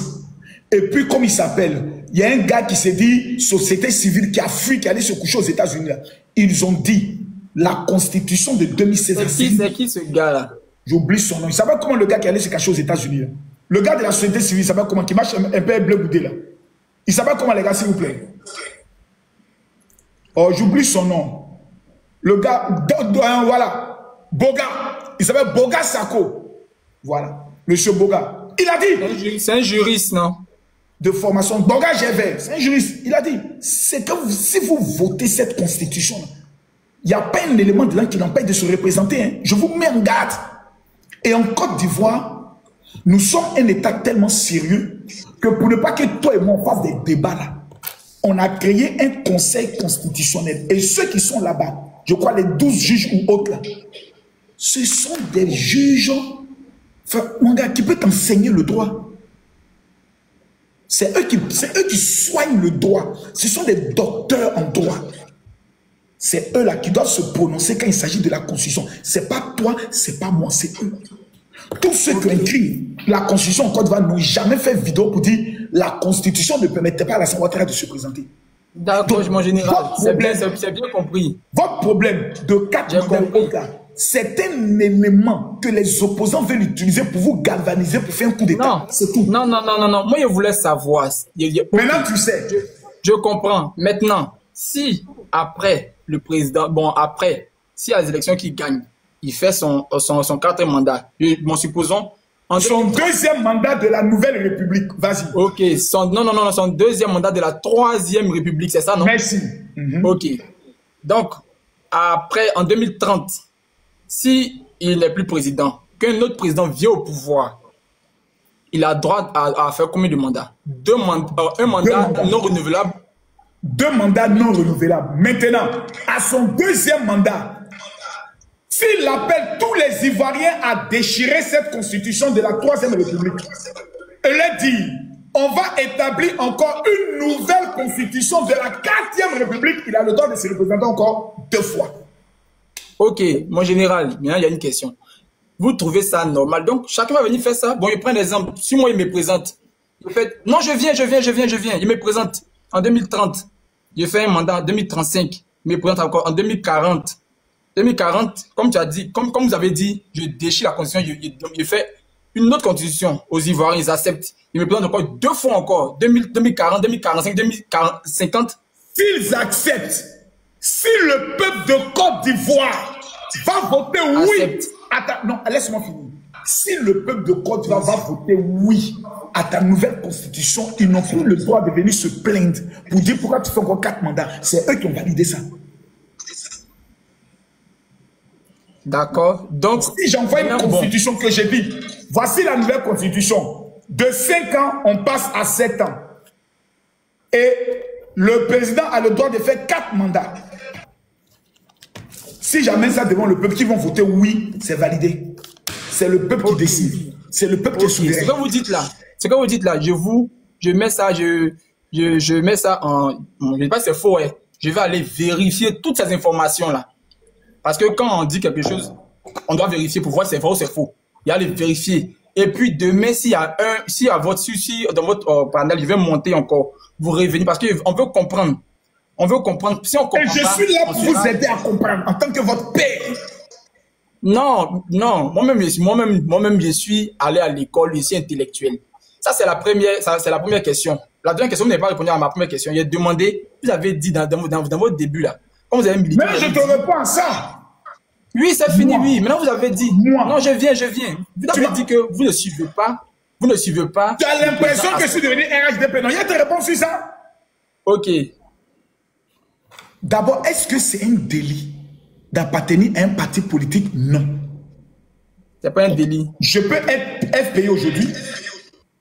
Et puis après, je me rends compte que ce que le président Alassane Ouattara est en train de faire là, c'est mieux pour moi. Et puis il a dit, bon, je quitte FPI, je m'en vais. C'est ce qu'on appelle la liberté. Chaque être ivoirien est un être libre. Demain, je peux dire, je ne suis plus pasteur, j'adore le diable. Ou je ne suis plus pasteur, je deviens musulman. Ce n'est pas un crime, c'est ma liberté. J'ai combattu le président Alassane Ouattara toute ma jeunesse. Toute ma jeunesse. Depuis que j'avais 13 ans, on m'a expliqué que ce monsieur-là, c'est le diable. C'est un Burkinabé. S'il prend la Côte d'Ivoire, il va vendre le pays. Il va détruire le pays. Les musulmans vont nous tuer. Voici ce qu'on m'a enseigné quand j'avais 13 ans jusqu'à ce que j'ai eu 30 ans. On m'a fait sortir dans les rues pour aller casser, pour aller me battre, pour ne pas qu'Alassane Ouattara soit candidat. Babo a fait de lui candidat. Donc tous ceux qui sont morts pour ne pas qu'Alassane Ouattara soit candidat, là, ils sont morts cadeau. Il faut que vous le compreniez d'abord. Plusieurs personnes ont été tuées pour ne pas qu'Alassane Ouattara ne soit candidat. Plusieurs personnes sont allées se faire tuer. Plusieurs personnes ont marché, ont perdu leur vie pour ne pas qu'Alassane Ouattara soit candidat. Il est devenu candidat. Après, ils sont encore morts pour ne pas qu'il soit président en 2011.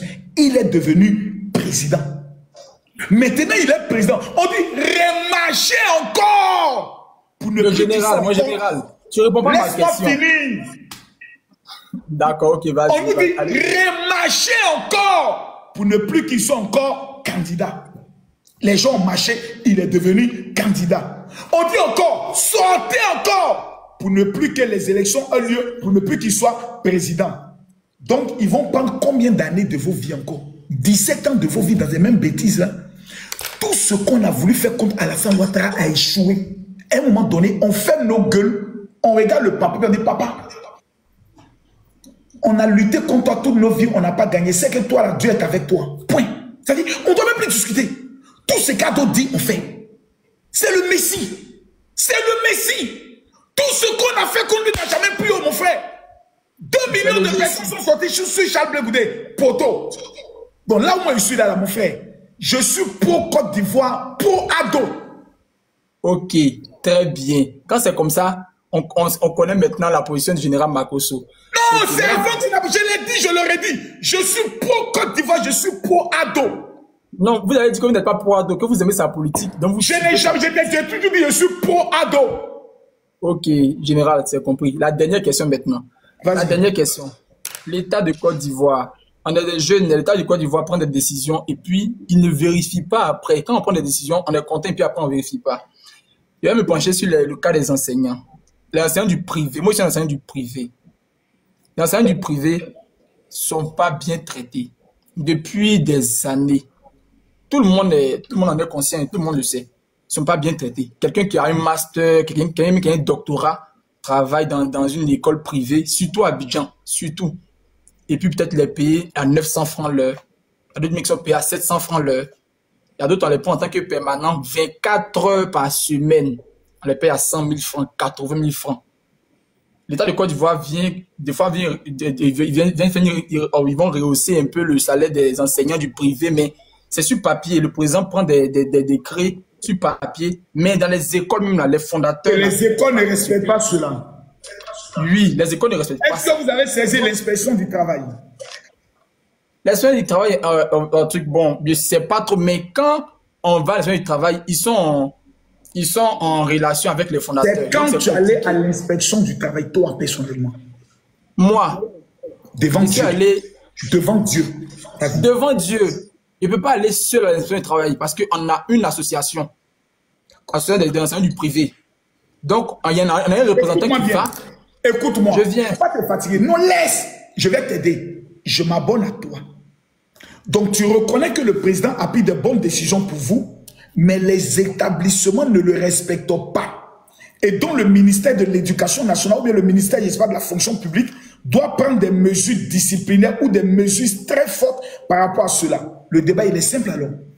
Votre collectif des enseignants, là, je veux vous rencontrer. On va faire ensemble une vidéo pour dénoncer tout ce qui se passe dans le milieu des enseignements privés. C'est pas mieux comme ça? C'est mieux, mais est-ce que, mon général, je viens? Parce que c'est pas la première fois. C'est pas la première fois que ça se passe. Quand on grève, les enseignants du privé grèvent, les fondateurs renvoient les enseignants. Donc ce sont les fondateurs, vos maudits. Vos maudits sont les fondateurs, vos sorciers sont les fondateurs. Fondateurs, mais l'État, pas derrière, l'État ne vérifie pas. Ça reste comme ça. Maintenant, c'est ce combat-là qu'on va mener pour que l'État vérifie. C'est ce combat qu'on va mener ensemble. Très bien. Donc, comme vous avez dit là, faites une vidéo. Et puis, quand vous faites vos directs des fois là, parlez de ça aussi. Les enseignants du privé, en tout cas, on ne peut pas tout parler. Moi, je vais te donner ma position claire. S'il y a des gens ici en Côte d'Ivoire qu'on doit tout donner, premièrement, ce sont les enseignants. On doit tout les donner, putain de merde. Ce sont eux qui forment nos enfants. Quand un enfant s'élève, quand la rentrée scolaire arrive, mais tous les parents sont contents parce que ces imbéciles d'enfants vont les jeter à l'école. Foutez-nous la paix, on va se reposer un peu. À cause de vous, tous les jours, les vacances, les parents sont les plus malheureux. Ils nous font chier ces enfants. Souvent, on n'a pas voulu les avoir. On voulait baiser nos femmes et puis ils sont venus au monde. Donc, pendant la rentrée, on les jette dans vos mains. C'est vous qui acceptez le pleur. C'est vous qui leur donnez le savoir. C'est vous qui leur donnez la connaissance. C'est vous qui leur donnez le sens de l'amour de leur pays. Vous, on doit tout vous donner. On vous doit tout. Et je tiens sincèrement à d'abord vous dire merci. On doit tout vous donner. 2, ceux qui nous soignent. On ne doit pas jouer avec eux. 3, ceux qui nous protègent, les forces de défense et de sécurité. Voici les 3 secteurs dans un pays où il faut les mettre à l'aise. Parce que quand un enseignant arrive et qu'il est frustré parce que son salaire n'est pas bien payé, mais il transmet une énergie de frustration à ses élèves. Aux élèves, très bien, je suis d'accord avec ça. Mais ils ne sont pas heureux, les élèves vont partir, ils deviennent des délinquants. Parce que l'enseignant, dès qu'il est enseignant, il sait qu'il y a un plan de retraite clair. Il a une maison à lui, où il n'a pas de souci de loyer. Mais quand il arrive à l'école, il commence à danser les enfants. Parce qu'il sait qu'à la fin du mois, le jeton va tomber. Et 700 000 francs propres. Le gars est content. Dès lors, Excellence, Monsieur le Président de la République, nous sommes en campagne. Que prévoyez-vous, Monsieur le Président, pour les enseignants du privé et les enseignants du public? Monsieur le Président, c'est quelque chose qui nous tient à cœur. Surtout les enseignants du privé. Là. Si les fondateurs ne veulent pas les prendre, Monsieur le Président, créer des écoles, on les récupère, on les met là-bas. C'est tout, c'est fini. C'est tout. Faut pas qu'on se on peut pas avoir accès au concours de la fonction publique. On peut pas tous travailler à la fonction publique. On peut pas tous. Mais on peut faire quelque chose. On peut faire une révolution d'enseignants. Recruter encore au moins près de 100 000 nouveaux enseignants. Parce que le savoir, la connaissance est la première base. L'éducation est la première base d'un peuple. Si l'éducation a raté, c'est une génération qui est perdue. Nous, là, on est génération sacrifiée. Hein. Nous, génération 1990, qui avons commencé grève, sous fouet là. Nous, on est les maudits de la société. Nous, on est les plus maudits. Il faut regarder les vieux qui sont en 1980, 1979 là. La plupart sont devenus quoi? Ils sont rien devenus. Que des vieux maudits qui sont dans les 40 ans, les intellectuels ratés. Donc, ce combat-là, je suis avec vous. Merci, son excellence Kiss. One Black. Et bonsoir, monsieur Camille Makosso. Venir dénoncer un secteur qui ne va pas, ça ne veut pas dire qu'on déteste Alassane Ouattara. Ça veut dire qu'on l'aime, qu'on veut qu'il n'ait qu'à régler ce problème. Parce qu'il est la solution. On dit ado, la solution. Monsieur One Black, vous avez la parole. Bonsoir, monsieur Camille Makosso. Bonsoir. J'ai une question pour vous. Allez-y, monsieur. Si jamais Gbagbo devient président, qu'est-ce que vous craignez? Quelle sera votre crainte? Si le président Laurent Gbagbo reprend le pouvoir, je crains qu'il y ait une guerre civile de 10 ans en Côte d'Ivoire. Ah bon? Je peux savoir? Parce que ceux qui soutiennent le président Laurent Gbagbo, à l'heure où on parle, sont les plus haineux de la Côte d'Ivoire. Ce sont des haineux. Ce sont des personnes qui voient les nordistes comme étant des étrangers. Ce sont des gens qui n'ont que le langage de la vengeance. Quand on va reprendre le pouvoir, vous les étrangers, vous allez voir. Ils disent, on va installer d'abord Petit Mossi rentre chez toi. Donc leur programme de société, c'est la vengeance sur les Mossi, les Maliens, les Guinéens et les nordistes. Donc voici ma crainte. Kiss le mannequin.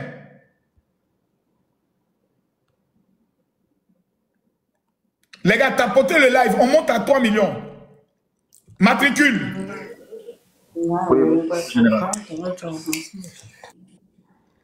Matricule, tu as la parole. D'accord. En fait, je voulais me prononcer sur l'histoire du cacao dont a parlé le jeune tout à l'heure. Oh, c'est pas le sujet d'aujourd'hui, Matricule. On va avoir un débat pour ça. Je m'abonne à toi. C'est très important. C'est très important. Non, on va avoir un sujet. Vous êtes en train de me déconcentrer. Ça, ce sont les projets de société sur lesquels on peut revenir. Vous allez me déconcentrer. Il a dit que oui, les pisteurs font mal leur boulot. Oh, bon, ça va voir le sujet. C'est un sujet qu'il ne maîtrise pas. Pour ça, il faut que je me renseigne auprès du ministère de l'Agriculture. Il est venu dire des conneries ici. Demain, on va venir me confondre. Dire, Marcos, tu avais dit ça, voilà ça. Et puis, je suis, il y a honte. Moi, il n'y a pas avoir honte. Moi, il n'aime pas la honte. Moi, il y avait des guerriers qui ont venu débattre avec moi. Les opposants là, venaient ici.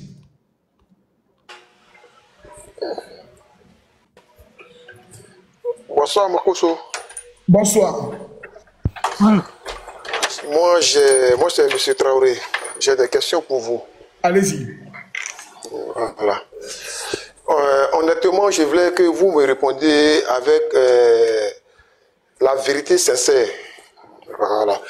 J'ai des questions à vous poser. Vous êtes de quelle région de la Côte d'Ivoire? Mon père vient de Oumé, du village Thiéba. Ma mère est Abed Aboudé Mandeke. D'accord. Il n'y a pas de problème. Vous avez répondu à ma question. Ok. J'ai un débat d'intellectuel que je vais rentrer dedans pour vous donner. Quand vous parlez du président Gbagbo, quand vous dites que si Gbagbo vient au pouvoir, qui va tuer les nordistes.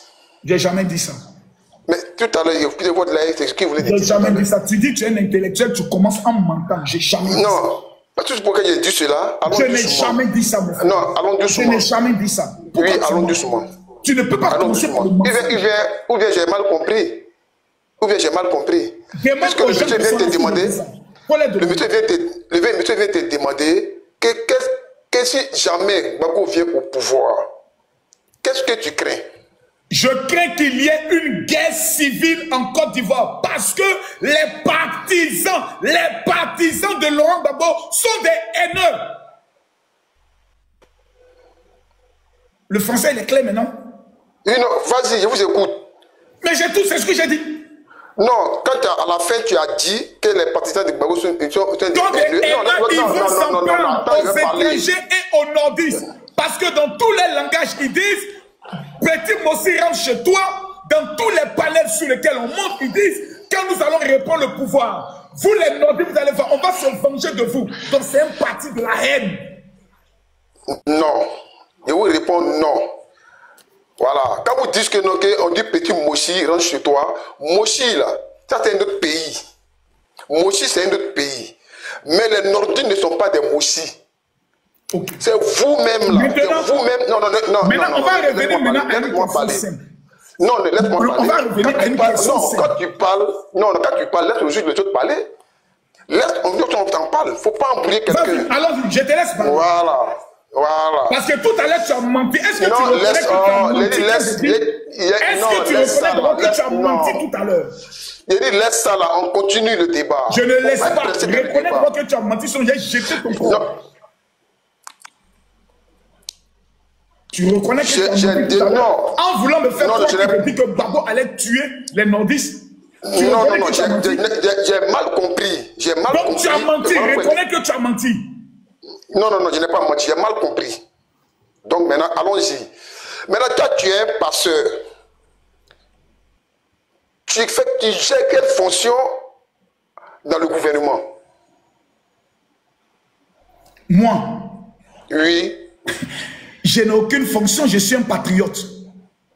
Non. Donc, auparavant... Blé Goudé gérait quelle fonction dans le gouvernement? Autant de... Non, tu es différent de Blé Goudé. C'est vrai que je viens là. Non. Toi, tu es venu dans notre pays là, dans ce même pays là, tu as dit que tu es venu en tant que passeur. Attends. Tu es venu en tant que passeur. Non. Je suis venu dans quel pays? Calme-toi, je suis venu dans quel pays? Non, nous parler. Quand tu parles, il faut écouter. Ce que tu as dit tout à l'heure. Tu dis, je suis venu dans ce pays en tant que qui? Non, on t'a pas dit que tu es venu dans ce pays en tant que quelque chose. On t'a jamais dit ça. Moi, je t'ai jamais dit ça. J'ai dit, quand tu as fait ton apparition en Côte d'Ivoire ici, là, on ne te connaissait pas. Mais on nous a dit que tu étais un passeur pour pouvoir prier sur les gens. Martin Luther King faisait quel travail? Non, laisse-moi pas. Réponds à ça et puis tu continues. Martin Luther King, il faisait quel travail? Non, c'est de toi que je parle. Non, tu parles que je suis différent de Blé Goudé. Martin Luther King était pasteur, oui ou non? Non, il faut laisser pour Mathieu, c'est de toi que je parle.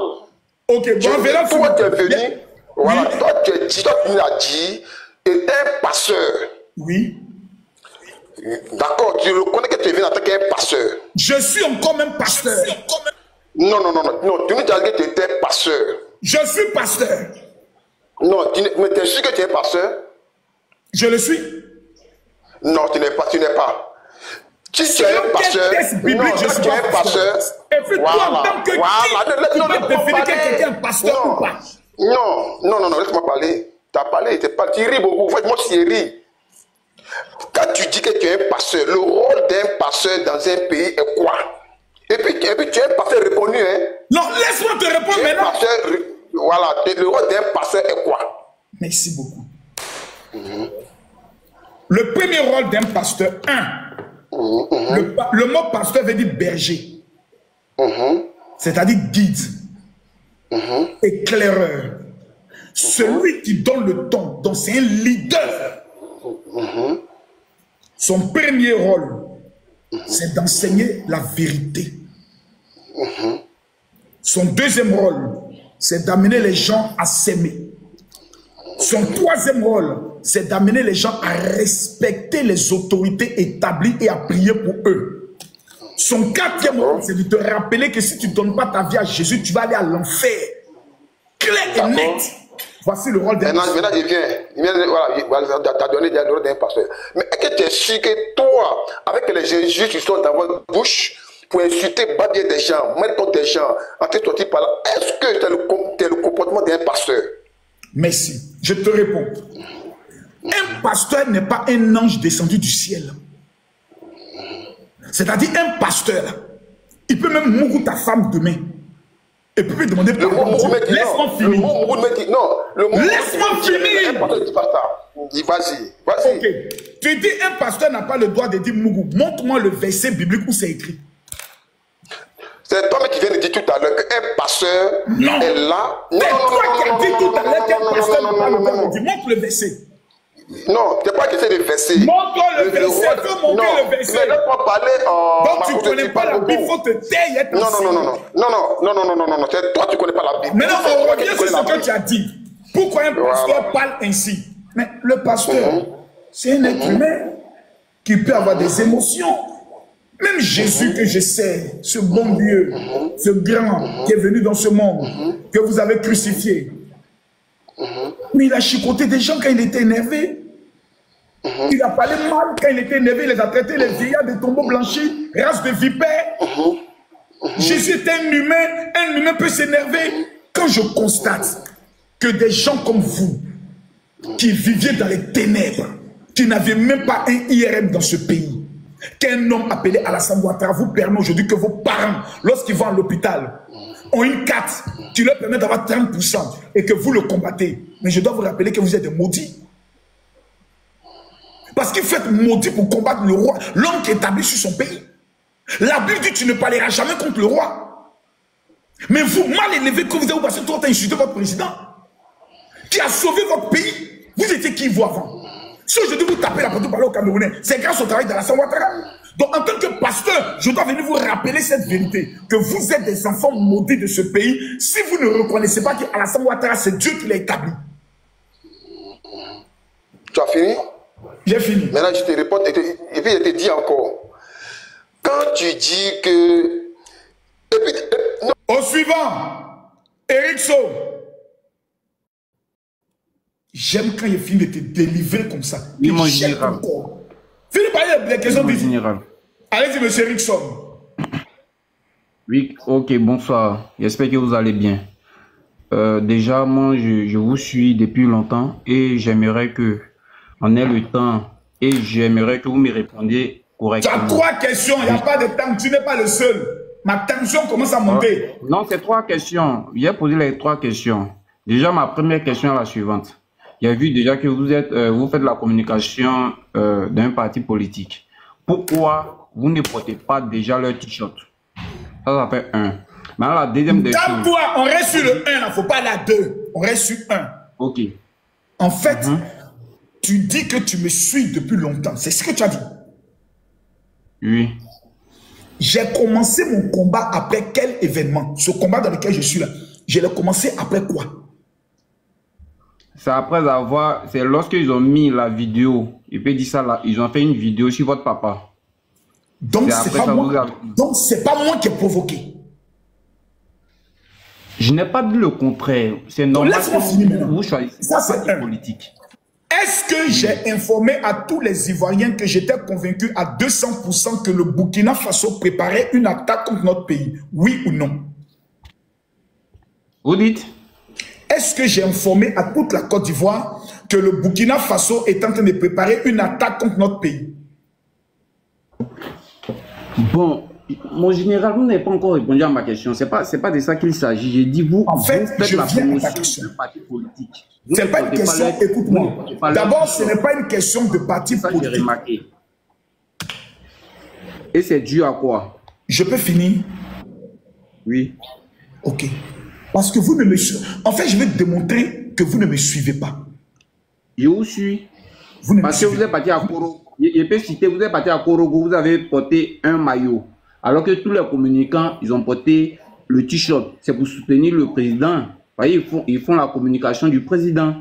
Je vous ai suivi. Parce que Makos, donc si elle comprend bien, celui qui soutient le président de la République ou qui aime le président Alassane Ouattara doit forcément être de son parti. Vous dites? Celui qui aime et qui soutient le président Alassane Ouattara doit être obligatoirement membre du RHDP. Vous savez de quoi je parle? Je ne sais pas de quoi tu parles. Réponds à la question. Non, avant de répondre à votre question, est-ce que vous savez pourquoi je vous pose cette question? Parce que je l'ai toujours dit, putain de merde, je ne suis pas RHDP. Tu es bête ou bien quoi là? Ça fait 1000 fois je vous le dis. Donc je te réponds à la question. Non, réponds à la question. Est-ce que celui qui aime le président Alassane Ouattara, qui le défend et qui le soutient, doit être obligatoirement membre d'un parti politique appelé le RHDP, avoir une carte et porter le maillot? Réponds-moi par oui ou par non.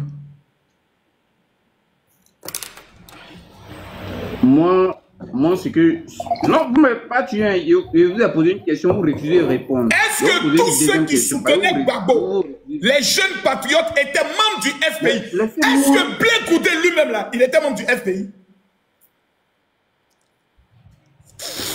C'est pas... En fait, tout ce que vous dites là, c'est pas... Vous refusez de répondre à cette question parce que vous savez que... J'ai répondu à la question, j'ai dit, je ne suis pas RHDP. Vous n'êtes pas honnête. Vous n'êtes pas honnête. Raison pour laquelle vous refusez de répondre à cette question. Sinon, vous savez très bien de quoi je veux parler. On répond. Vous dit quelle est la question à laquelle j'ai refusé de répondre? Pardon. Quelle est ta question que j'ai refusé de répondre? Voilà. Je vous pose cette question parce que vous avez 12 faces. Demain, c'est pour dire que non, vous voyez, c'est un jeu, c'est comme ça, c'est comme ça, c'est comme ça. Vous faites la communication d'une personne, vous aimez une personne. Maintenant, vous refusez même de porter ce qui porte son image pour l'encourager. Pourquoi? Parce que quand vous êtes parti à Korogo... Non, je vais te répondre. Et puis, il y a te répondre selon la Bible. Hein? La Bible m'interdit tout ce qui est attrait à l'idolâtrie. Je ne peux jamais prendre le soin de porter l'image de quelqu'un sur moi. C'est d'abord un principe biblique. 2, depuis que tu me connais, montre-moi à quel moment j'ai soutenu un homme politique et après, quand c'était bizarre, j'ai changé de langage. Montre-moi une seule chose. C'est-à-dire, à quel moment Makosso a changé un jour dans ce pays-là, sur le plan politique? À quel moment? Un seul jour. Et c'est ça, vous avez commencé, parce que je sais que quand ça va tourner là, vous allez trouver des choses à quel moment je portais peut-être le t-shirt d'Alassane Ouattara et puis après j'ai changé? J'avais 3 questions. J'ai posé ma deuxième question. Non, on reste sur la première question. Parce que là, tu as dit que je n'ai pas répondu à la première question. Quelle est la question à laquelle je n'ai pas répondu? Est-ce que vous savez pourquoi je vous ai posé cette question? Non. Ok. Je vous ai posé cette question parce que aujourd'hui, ce sont les élections. Et vous avez commencé à parler, c'est lors d'une publication. Voilà. L'image de votre papa, ok? Et puis, voici les élections qui sont là, qui sont proches. Donc, vous, actuellement, où vous êtes là, c'est à cause de l'argent. Tous les trucs que vous faites là, c'est à cause d'argent. Parce que si ce n'est pas à cause d'argent, je dis, je suis derrière quelqu'un, j'aime la personne, et je suis derrière lui, ce qu'il fait, je suis derrière lui. Ok. Avant l'élection, Makosso est-il pauvre ou pas? Avant l'élection, Makosso, sa vie sociale est comment? Le jeu que vous êtes là joué là, vous voulez faire... Non, petit. Si Makosso le fait pour de l'argent, ça veut dire qu'il est pauvre, il n'a rien. Donc, on parle de 2020 à 2025. Makosso est pauvre à quel moment? Est-ce que chercher l'argent nous suffit? Là ne nous suffit pas. Même les richesses, toujours l'argent. Donc, vous ne dites rien. Donc, tu es en train de me dire ici que Makosso a déjà l'argent. L'argent, bon, chacun sa définition. Hein. Je ne sais pas comment. Le programme que j'ai organisé hier, au niveau de l'Ivoiro-Coréen, selon toi, ça m'a coûté combien? Selon toi, le programme que j'ai organisé. Non, ne vous pressez pas. Moi, mais viens sur ça. Ne vous pressez pas. Ma deuxième question, c'est ça. Ne vous pressez pas. Je t'ai posé une question. Faut si tu réponds à cette question, tu continues, sinon je jette ton corps. Le programme que j'ai organisé à l'église Ivoiro-Coréenne, selon toi, pouvait emvoisiner combien? Quand je regarde l'événement, avec tout ce qui est autour, je sais que ça peut tourner autour de 10 millions, 15 millions, je sais ça. Mais c'est pas là la 17 millions 500 000 francs CFA. Ok. Dis-moi maintenant. Ok. Laissez-moi maintenant vous poser la question. Oh, petit, avant de poser la question, on reste sur le programme. Tu veux poser quelqu'un de poser question? Faut me dire quel est l'homme politique qui peut me remettre cet argent-là maintenant pour organiser un tel programme pour les chrétiens, pendant que ce sont des musulmans qui sont à majorité au pouvoir. Je vais répondre à votre question. Vous me laissez poser la question. C'est un débat. Laissez-moi vous poser la question maintenant. Wow. Donc moi, je peux enlever 17 millions de ma poche pour organiser le programme. Tu peux avoir ton camarade. Laissez-moi, je vais vous poser la question. Ça coûte 17 millions, ça ne veut pas dire que c'est vous qui avez payé. Mais maintenant, il faut expliquer comment des musulmans peuvent financer un chrétien pour aller faire campagne. Tant qu'ils ne laissent pas. Et puis, ils n'ont pas besoin de nous, les chrétiens. Sans nous, là, ils ont gagné leur pouvoir. Laisse-moi parler. Si tu me laisses pas parler... Tu dis ici, donc ça veut dire, les croisades que j'ai organisées à Adjoufou, avec 30 000 personnes, c'est toujours pas moi qui les financé. Parce que là, il n'y a pas de campagne électorale. Les programmes que j'organise à coût de millions, 15, 20 000 euros en France, c'est le pouvoir qui l'organise. Vous prenez ma cause au pouvoir. Laisse-moi parler. Laisse-moi poser la deuxième question. Vas-y, petit. Ok, merci. Dans votre propos, je vous ai écouté plusieurs fois, non, ça va, tout va bien en Côte d'Ivoire. Maintenant, pourquoi vous mettez la nourriture au devant pour pouvoir avoir, les gens? Pourquoi? Si tout va bien, pourquoi vous achetez les sacs de riz pour organiser les choses? Pourquoi? Donc, vous voulez dire que rien ne va. Parce que si tout allait là, pourquoi vous allez mettre les sacs de riz? Parce que sans les sacs de riz, quand on regarde dans la logique, sans les sacs de riz, ce que vous avez organisé, vous allez taper poteau. Et si vous dites que organiser un événement sans les sacs de riz, sans rien, on va voir vous-même votre compétence et votre popularité. Tu as fini? Oui, je vous ai posé une question. D'accord. Parce que je vous ai remarqué, même à Yopougon, les sacs de riz. Répondez à ma question d'abord, puis on revient maintenant. Parce qu'il y a 3 questions pour vous. Je veux savoir si au niveau de la France, lorsque je rassemble 1000 à 1500 personnes, je distribue les sacs de riz là-bas. On laisse la France. Je parle de la Côte d'Ivoire. Aujourd'hui, c'est de la Côte d'Ivoire que nous parlons. Restons. Non, comme vous avez dit tout à l'heure que si ce n'est pas la nourriture, je ne peux jamais rassembler des personnes. Oui, c'est en Côte d'Ivoire, oui. Parce que c'est ce qui est remarqué. Ici, on est où?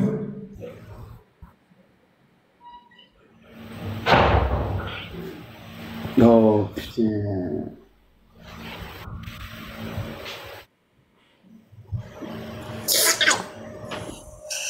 Vous m'avez pas tué, hein? Parce que ne mélangez pas programme des églises. On est où ici? Ne mélangez pas ça. Je parle de vous. Je parle de vous pour vous. C'est mon programme. Ici, là, on est où? Il faut répondre. C'est pas pour vous. Dites la vérité aux gens, c'était pas pour vous. C'est tout ce que vous invitez, où vous organisez les choses, c'est pour acheter des sacs de riz. Donc, je te réponds à la question. S'il te plaît, réponds simplement ici. Le programme que vous venez de montrer, ce n'est pas votre programme. Oui, c'est où d'abord? C'est où? Ce n'est pas votre programme. C'est où?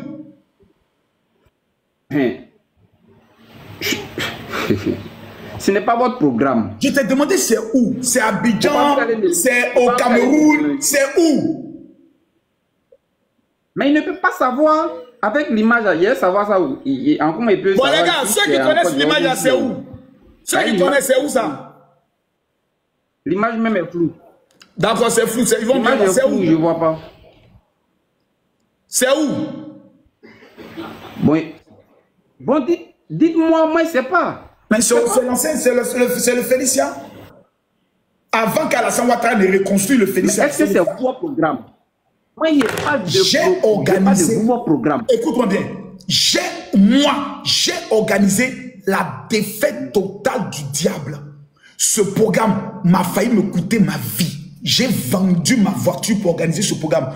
Béni TV était partenaire pour la communication. C'était mon programme. La défaite totale du diable au stade Félix Houphouët-Boigny. Ça fait 1. Faut te taire. Je viens. Hôtel communal de Cocody. Camille Makosso. C'était mon bastion. Les autres remplissaient la salle. Moi, j'ai rempli la salle et dehors sans qu'il y ait des dons. Maintenant, je vous rappeler. Les dons que nous faisons, ce n'est pas pour attirer des gens. On appelle ça des offrandes de sacrifice. Même en Europe, si tu sors avec des sacs de riz pour dire je les distribue, blanc va courir pour venir prendre. Parce que tout ce qui est... Je peux finir, s'il te plaît, parce que vous n'avez jamais voyagé, je pense. Avez-vous déjà pris l'avion? J'ai compris. Merci. Non, laissez, je finis. Je comprends. Vous n'avez jamais pris l'avion, je comprends. Je vais vous aider. Donc, même aux États-Unis d'Amérique, vous prenez un camion de riz, vous mettez bon, vous dites c'est gratuit. Tout le monde va courir pour venir se battre pour le prendre. En Europe, même quand un restaurant ouvre et que les premiers repas seront gratuits, ils font palabre pour aller manger. Parce que tout ce qui est gratuit ne coûte rien de venir prendre. Donc, quand tu organises un programme de prière et accompagné de cela, tu fais des dons, On appelle ça des dons de sacrifice pour attirer encore la faveur de Dieu par rapport au sujet de prière que tu es venu porter à Dieu. C'est une offrande qui accompagne le sujet de prière. Vu que nous venons prier pour la nation, nous faisons des dons aux veuves et aux orphelins pour que le cœur de Dieu soit touché, car la Bible déclare dans le livre de Jacques que la vraie et unique, véritable religion consiste à s'occuper des veuves et des orphelins. Donc, Makosso remplit le stade au feu Boigny sans don, mais lorsqu'il remplit une petite salle au niveau de Yopougon pour faire des dons, sans les dons, il ne peut pas remplir. Petit. Ok, Petit, laisse-moi dire. Toi et moi, on va être jamais. Je suis une star. Mon nom d'abord là, ça attire mes fans. Sans don. Au fait, moi je suis monté, il n'est pas dit que vous n'êtes pas star. Oh, dégage là-bas. Maudit là. Tu n'as jamais pris avion, tu viens t'asseoir ici au palais, Makosso une légende. Au suivant. Ah, tu connais Makosso. Toi, tu me connais. Qu'au Sandon. Moi, j'ouvre église. Quand il a ouvert ma cathédrale, c'est vous qui me fatiguez. Vous ne pouvez. Il n'y a pas un pasteur en Côte d'Ivoire, micro en main, qui peut venir faire débat avec Makosso même. Si quelqu'un. J'ai parcouru 33 nations. Dans chaque nation, j'ai confirmé. Je n'ai même pas prouvé quelque chose aux Ivoiriens. Partout où je suis passé, j'ai confirmé le code. Bonsoir, Madame Faveur. Question. Bonsoir, Monsieur Makosso. En fait, moi, je ne suis pas venu pour vous questionner. Je suis venu seulement juste pour vous féliciter. Au suivant. Ils n'ont même pas le cardio. Bonjour, monsieur Makosso. Bonsoir, désolé. Bonsoir. J'espère que vous allez bien. Toujours. Pour vous donner de très bons conseils, ce qui me plaît, c'est que vous êtes quelqu'un de véridique. Vous dites vraiment la vérité. Avec vous, je pense que le parti est en sécurité avec vous. Merci. Au suivant. Il vient d'arrêter qui? Afin Nguessan a été arrêté. Je ne crois pas. Oh, je ne crois pas. Attendez, j'ai vérifié. Laissez-moi vérifier l'information là. Eh? C'est quoi ça? Président des forces de l'ordre au domicile de l'ex-premier ministre. Eh?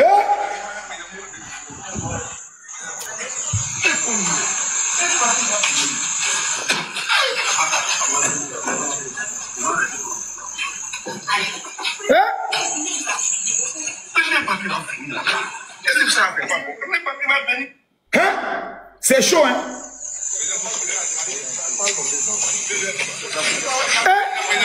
Il veut pas, il veut pas partir. C'est qui ça?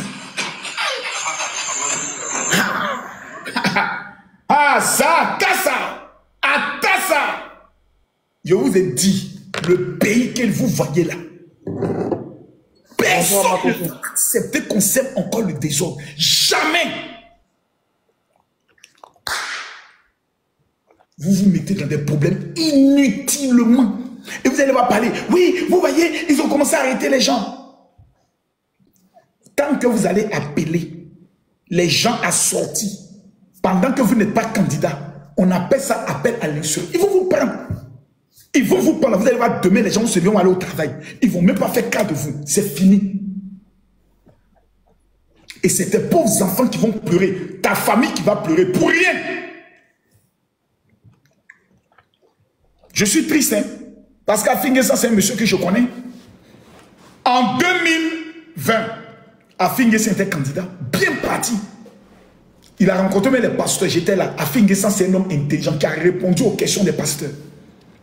À la dernière minute, il s'est écouté Soro Guillaume, il va voir Bédier et dit lui, il ne va plus aux élections. Parce qu'on a convaincu qu'ils allaient faire coup d'État.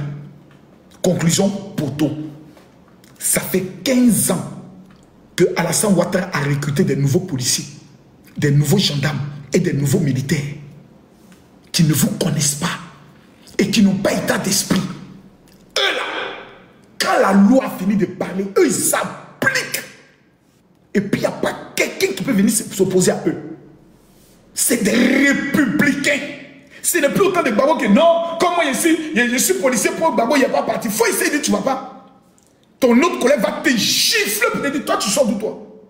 Donc, votre armée de 2020, là, ça n'existe. De 2010, ça, elle n'existe plus que dans vos têtes. Voici les conséquences. Je prie Dieu que ce ne soit pas une arrestation, que ce soit juste une interpellation pour aller l'écouter.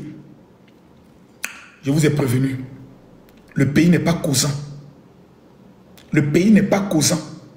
S'il n'a pas été arrêté, Dieu merci. Moi, il n'y a pas confirmé qu'il a été arrêté. J'ai vu une vidéo, je dis simplement que je prie Dieu qu'il ne soit pas arrêté. Mais s'il a été arrêté, Bonsoir. Bonsoir. Ok. Moi, je voulais savoir quelque chose, s'il vous plaît. Allez-y. Merci. Et je viens de vous écouter tout à l'heure où vous expliquez à un jeune du côté de don que vous avez fait pour appeler les gens pour une prière ou bien quoi, en tout cas une organisation quand même que vous avez fait tout récemment, je crois. J'aimerais savoir si vraiment vous êtes un pasteur et puis vous prenez des arguments du genre, vous tirez votre argument de la Bible pour dire que Dieu dit il faut faire des dons pour ci, pour ça ou quoi. J'aimerais savoir si vous êtes vraiment un pasteur. Non, je suis un féticheur. Il faut revenir après les élections. Suivant. Le Shigata. Bonsoir. Oui, bonsoir mon général. Bonsoir. Moi je suis là juste pour vous féliciter. Hein. Ce n'est pas de questions que je veux poser, je suis là juste pour vous féliciter. Merci, moi je veux les questions.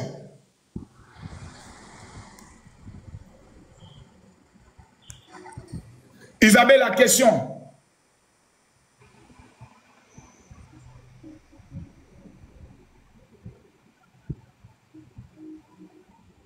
Tu dis quoi?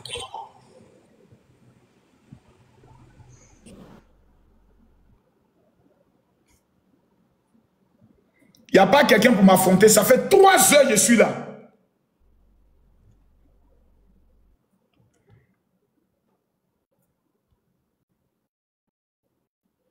Je suis là. Oui, bonsoir, général. Bonsoir, Ismaël. Question. Ouais, général, je suis fier de vous. On a un coup KO. Merci. Je veux les questions. Les fiertés, la gardez ça. Laissez les opposants venir poser les questions. Gadaga. Allez-y, des retours. Je t'écoute. Bon, d'accord. Habibi. Bonsoir, Makoso. Bonsoir. Au fait, c'était à propos des cacao là. On va avoir un prochain débat là-dessus. Ouara. Oui, général Makoso, bonsoir. Bonsoir. J'ai salué depuis ta production. Merci. Moi, j'ai une question pour vous. Allez-y. Pourquoi vous, le général Makoso, en tant qu'un grand pasteur de la Côte d'Ivoire, vous êtes prêt pour défendre la partie politique, mais pourquoi vous ne défendez pas des travailleurs aussi sur le toit ivoirien? Lesquels des travailleurs? Bon, je prends ce exemple comme nous, les opérateurs de les machines qui font le développement de la Côte d'Ivoire, nous, nos problèmes n'ont pas regardé. Et vous êtes au courant de ça. Pourquoi vous ne faites pas la communiquer aussi pour dire à l'État aussi qu'il doit regarder les travailleurs, surtout les hommes des métiers? C'est maintenant que tu m'informes et je ne suis pas informé. Ok, bon, général Makoso, moi je veux que tu dises à Ouattara, c'est pour dire que nous, les opérateurs en Côte d'Ivoire, nous on souffre. Pour cela, il faut que vous retournez à l'école pour apprendre le français, puis après vous allez bien venir. Et quand vous faites vos revendications, vous mettez le à la place de là, on ne peut pas vous écouter. On a l'impression que vous êtes des illettrés. Donc retournez à l'école, faites-vous enseigner et puis vous revenez en 2030. Kiss. Oui, mon général, c'est comment, ça va? Ça va, question. Ouais, bon, moi, j'ai pas trop de questions. Hein. Moi, je suis monté pour juste vous dire merci pour tout ce que tu fais, mais n'ai pas eu le temps même de répondre à tous ceux qui montent pour les conneries. Merci. Kofi. Camila. Oui, là, Kofi.